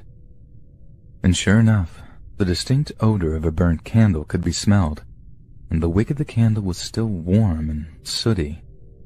We're both right on the verge of freaking out entirely, and my boss turns to me like, "You swear you put that candle out the first time?" But just as I'm about to promise him that I did, and that something seriously freaky is going on, we hear this noise from the old wardrobe that made both of us freeze in place. It was this wheezy, raspy sound, exactly like my little cousin made during a horrible asthma attack during her 7th birthday party. I was so scared that I could practically hear my own heartbeat in my ears. I wanted to bolt out, but for some reason I just couldn't bring myself to. My boss turns towards the wardrobe like, Is anyone there? And then in response, we both just heard the sandpaper voice growl, Get out. Me and my boss almost knocked each other over trying to get to the ladder, tearing through this old colonial house that we normally treated with kid gloves. Like, I think I'd have honestly smashed my way straight through a wall if I had the strength to. I was literally that terrified. Me and my boss ran to my car, him jumping into the passenger seats and me in the driver's, and we took out of there, not even caring where we were headed, just as long as it was away from Colonial Williamsburg. As I'm driving, I feel my phone start buzzing in my pocket again. I can't answer because I'm driving, but from the call ID, I can see it's from the overnight security guy. I realize that he'd probably just seen, either on camera or in person, me and the boss sprinting out of the house before speeding off in my car, and was wondering what the deal was. Only I realize we've also left him back there with whatever was in the wardrobe, so I'm panicking and telling the boss, Call Terry. We have to warn Terry. So, he does. And right as my boss is telling Terry to get out of there, I just hear like, Terry, are you kidding me? You literally just scared us half to death. And that's when it hit me. Terry had been hiding up in that attic, lighting the candle, and then putting it out again when he heard someone walk into the house. And I guess scaring the life out of us was his idea of fun, as bored as he must have been. And let me tell you, that was not funny, Terry. Not funny at all. I work at a 7-Eleven part-time in between classes, and earlier this year, we got a little rush of customers in the early afternoon one time. I served 2 guys for coffee and smokes, and at the back of the line, there's this kid, no older than maybe 11 or 12, just waiting there patiently with a backpack in his hand. I actually thought that he looked kind of cute, like a little gentleman out doing some grocery shopping for his mom or something. He gets to the front of the line and I ask him, "What can I help you with, sir?" in a kind of jokey, playful way. Without a hint of emotion on his face, he just reaches into his backpack, pulls out a gun, and says, "Give me all the money." When he pointed it at me, I wasn't sure if it was real or not, because where the hell would a 12-year-old kid get their hands on a loaded gun like that? It's not like the 7-Eleven I work at is in some high-crime area or whatever. It's actually located in a pretty nice place, and although I've heard 1 or 2 stories from coworkers about the trouble at the store, nothing had ever happened to me personally. There was one other guy in the store at the time, and I looked over at him to see him kind of smiling at the kid. Smiling and frowning, like he was amused but disapproved of the kid playing some dumb childish prank. I don't know guns, but I figured this guy did, so I tried calling this kid's bluff and asked him something like, "You shouldn't point toys like that, sweetie. The cops might think it's real." The kid responds by cocking the gun, and it has this real metallic sound that sends this kind of shock of fear running through me.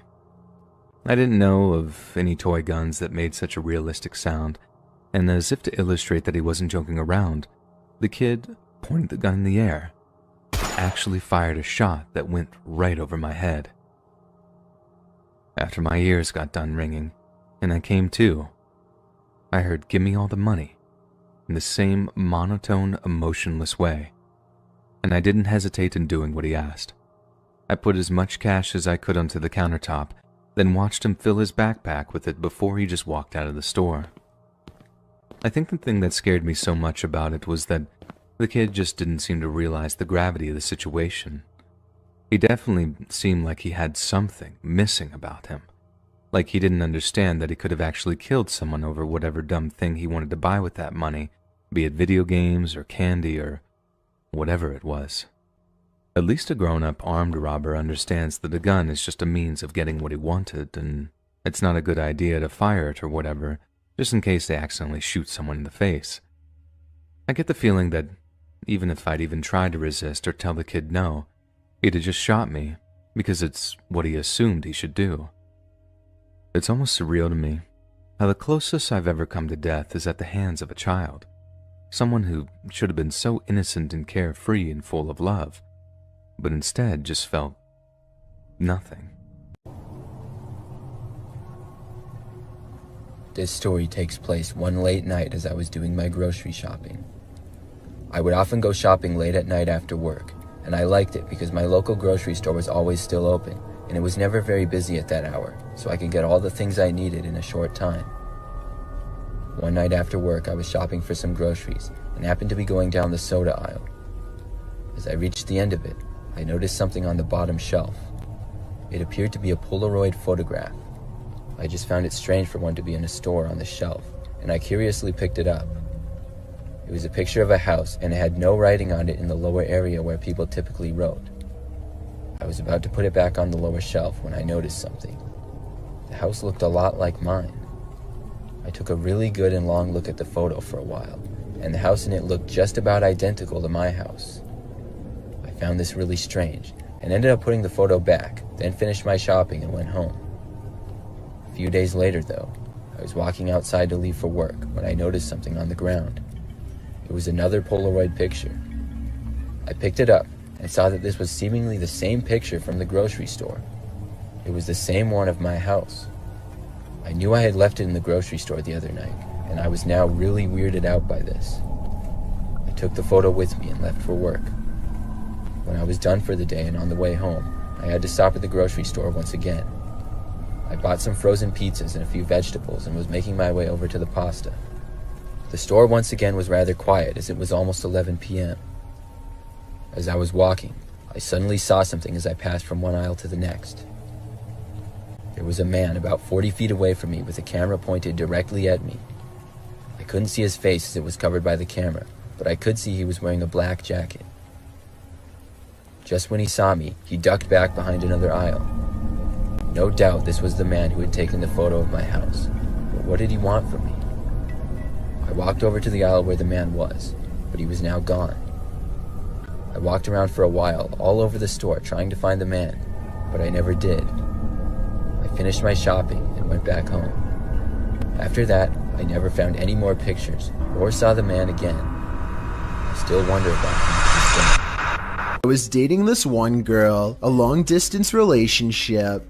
She lived in Washington State while I lived in California. Long-distance relationships usually involved the usual: FaceTiming, phone calls, Skype, etc. About 7 months into the relationship, I had a dream. The only member of her family I've seen on FaceTime was her cousin Zoe.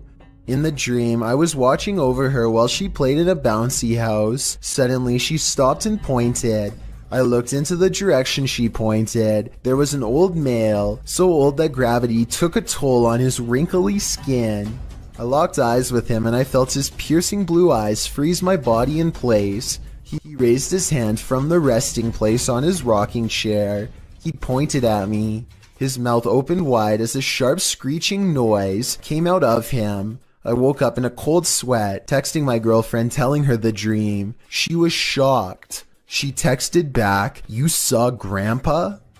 She later explained that her late grandpa's appearance perfectly fit my dream. What shocked us both was that I've never seen a picture of her grandfather, let alone knew that he passed away. He would always stay in his rocking chair and look out the window during his final days, she said. Can ghosts communicate through dreams? Can I see ghosts? Are ghosts real? I don't know if any of these will ever be answered, but I hope one day I can. I was 22 years old, attending a Halloween party at my former best friend Nick's house, who died of a heroin overdose in 2013. Before his death, he would throw big Halloween parties every year at his house, as his parents routinely flew to New York every year to attend their own friend's party. He was always a big Halloween freak, so the whole house was littered with truly horrifying props that we all knew Nick spent way too much money on. He even put up giant walls of cardboard and covered them with wallpapers to create a haunted maze of sorts. I want to keep this story PG-13 rated, so I'll skip the weed, beer, LSD, and sex and get right to the part where things got bad. I'll admit, we weren't in our right minds. None of us were. Anyone who came to Nick's parties knew what went down. Me, Nick, and a few other guys, Vinny G, Joey, and Q, were upstairs in Nick's room smoking a bong when we heard two steady, loud bangs come from downstairs. Nick clumsily but panickingly rushed to open the door and see what was going on. There were sounds of screaming of both guys and girls. I remember quite clearly it sounded as if there were a crowd of people screaming for their lives down there. We all called Nick to come back in and shut the door. Even under the influence of drugs, we all knew what was going on. Nick ran back inside and shut the door quickly but also quietly, locking it behind him.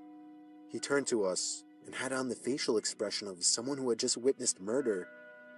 "What did you see? What's going on?" we all shouted at him. He told us to hide before anything else. We all knew why. From that point on, we didn't ask questions. Nick hid the lights and hid in the closet with Joey, while I hid under the bed with Q, and Vinny G hid in the storage box. We could hear the blasting music from downstairs turn off, followed by a grown man screaming at everyone to shut up. One unfortunate girl let out a scream of shock and fear, and after another bang, silence. The man started shouting at everyone again, but personally I couldn't hear it too well, and I certainly as hell wouldn't remember exactly what he was shouting. We heard two other men shouting. By now there were a confirmed 3 intruders in the house, but there could have been more for all we knew at that point. We heard the sound of boots stomping up the stairs and then coming halfway down the hall and stopping outside the bedroom door. The intruder on the other side of the door tried the doorknob, but when he realized it was locked, he started ramming into the door with most likely his shoulder. After a few failed attempts at that, the sound of a few shots to the doorknob were clearly enough to break the lock, allowing the door to swing open. We heard cries from downstairs after the shots to the doorknob, followed by silence and gunshot. I watched through the transparent cloth that hung from the bottom of Nick's bed as the black boots with overlapping ripping denim jeans moved instinctively to the closet. He opened the door. I could hear Nick begging for the intruder not to kill him, offering a generous amount of money if they would leave. Nick gave himself up as the house owner. That's when the intruder ordered him downstairs. The rest of us stayed put. Apparently Joey hadn't been caught with Nick. We stayed under the bed, shaking and afraid. There was near silence from downstairs, other than Nick talking with the intruders, but whatever they were saying was much too low for us to hear. It felt like a near 20 minutes before the front door slammed shut and Nick came running back upstairs to tell us that they were gone.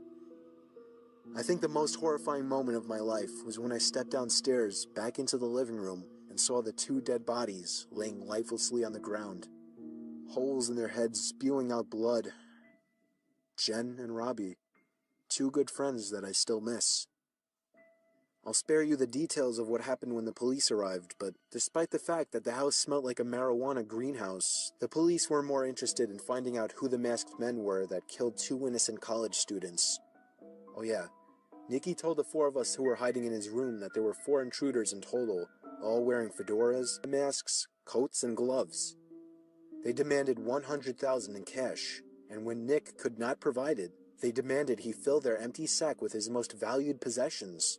All of the partygoers held hostage in the room were also forced to throw their wallets into the sack or they would be shot. After the incident, Nick became depressed. He started drinking too much, becoming an alcoholic. He stopped showing up to school and ultimately ended up dropping out. He started the use of heavier drugs, such as meth and heroin. I had one good talk with him since the incident, and he was more real during this talk than he had ever been. He told me, with tears rolling down his cheeks, he lived in constant pain, knowing he caused the death of 2 of his best friends. Nick died of a heroin overdose in July of 2013, not even a year after the incident.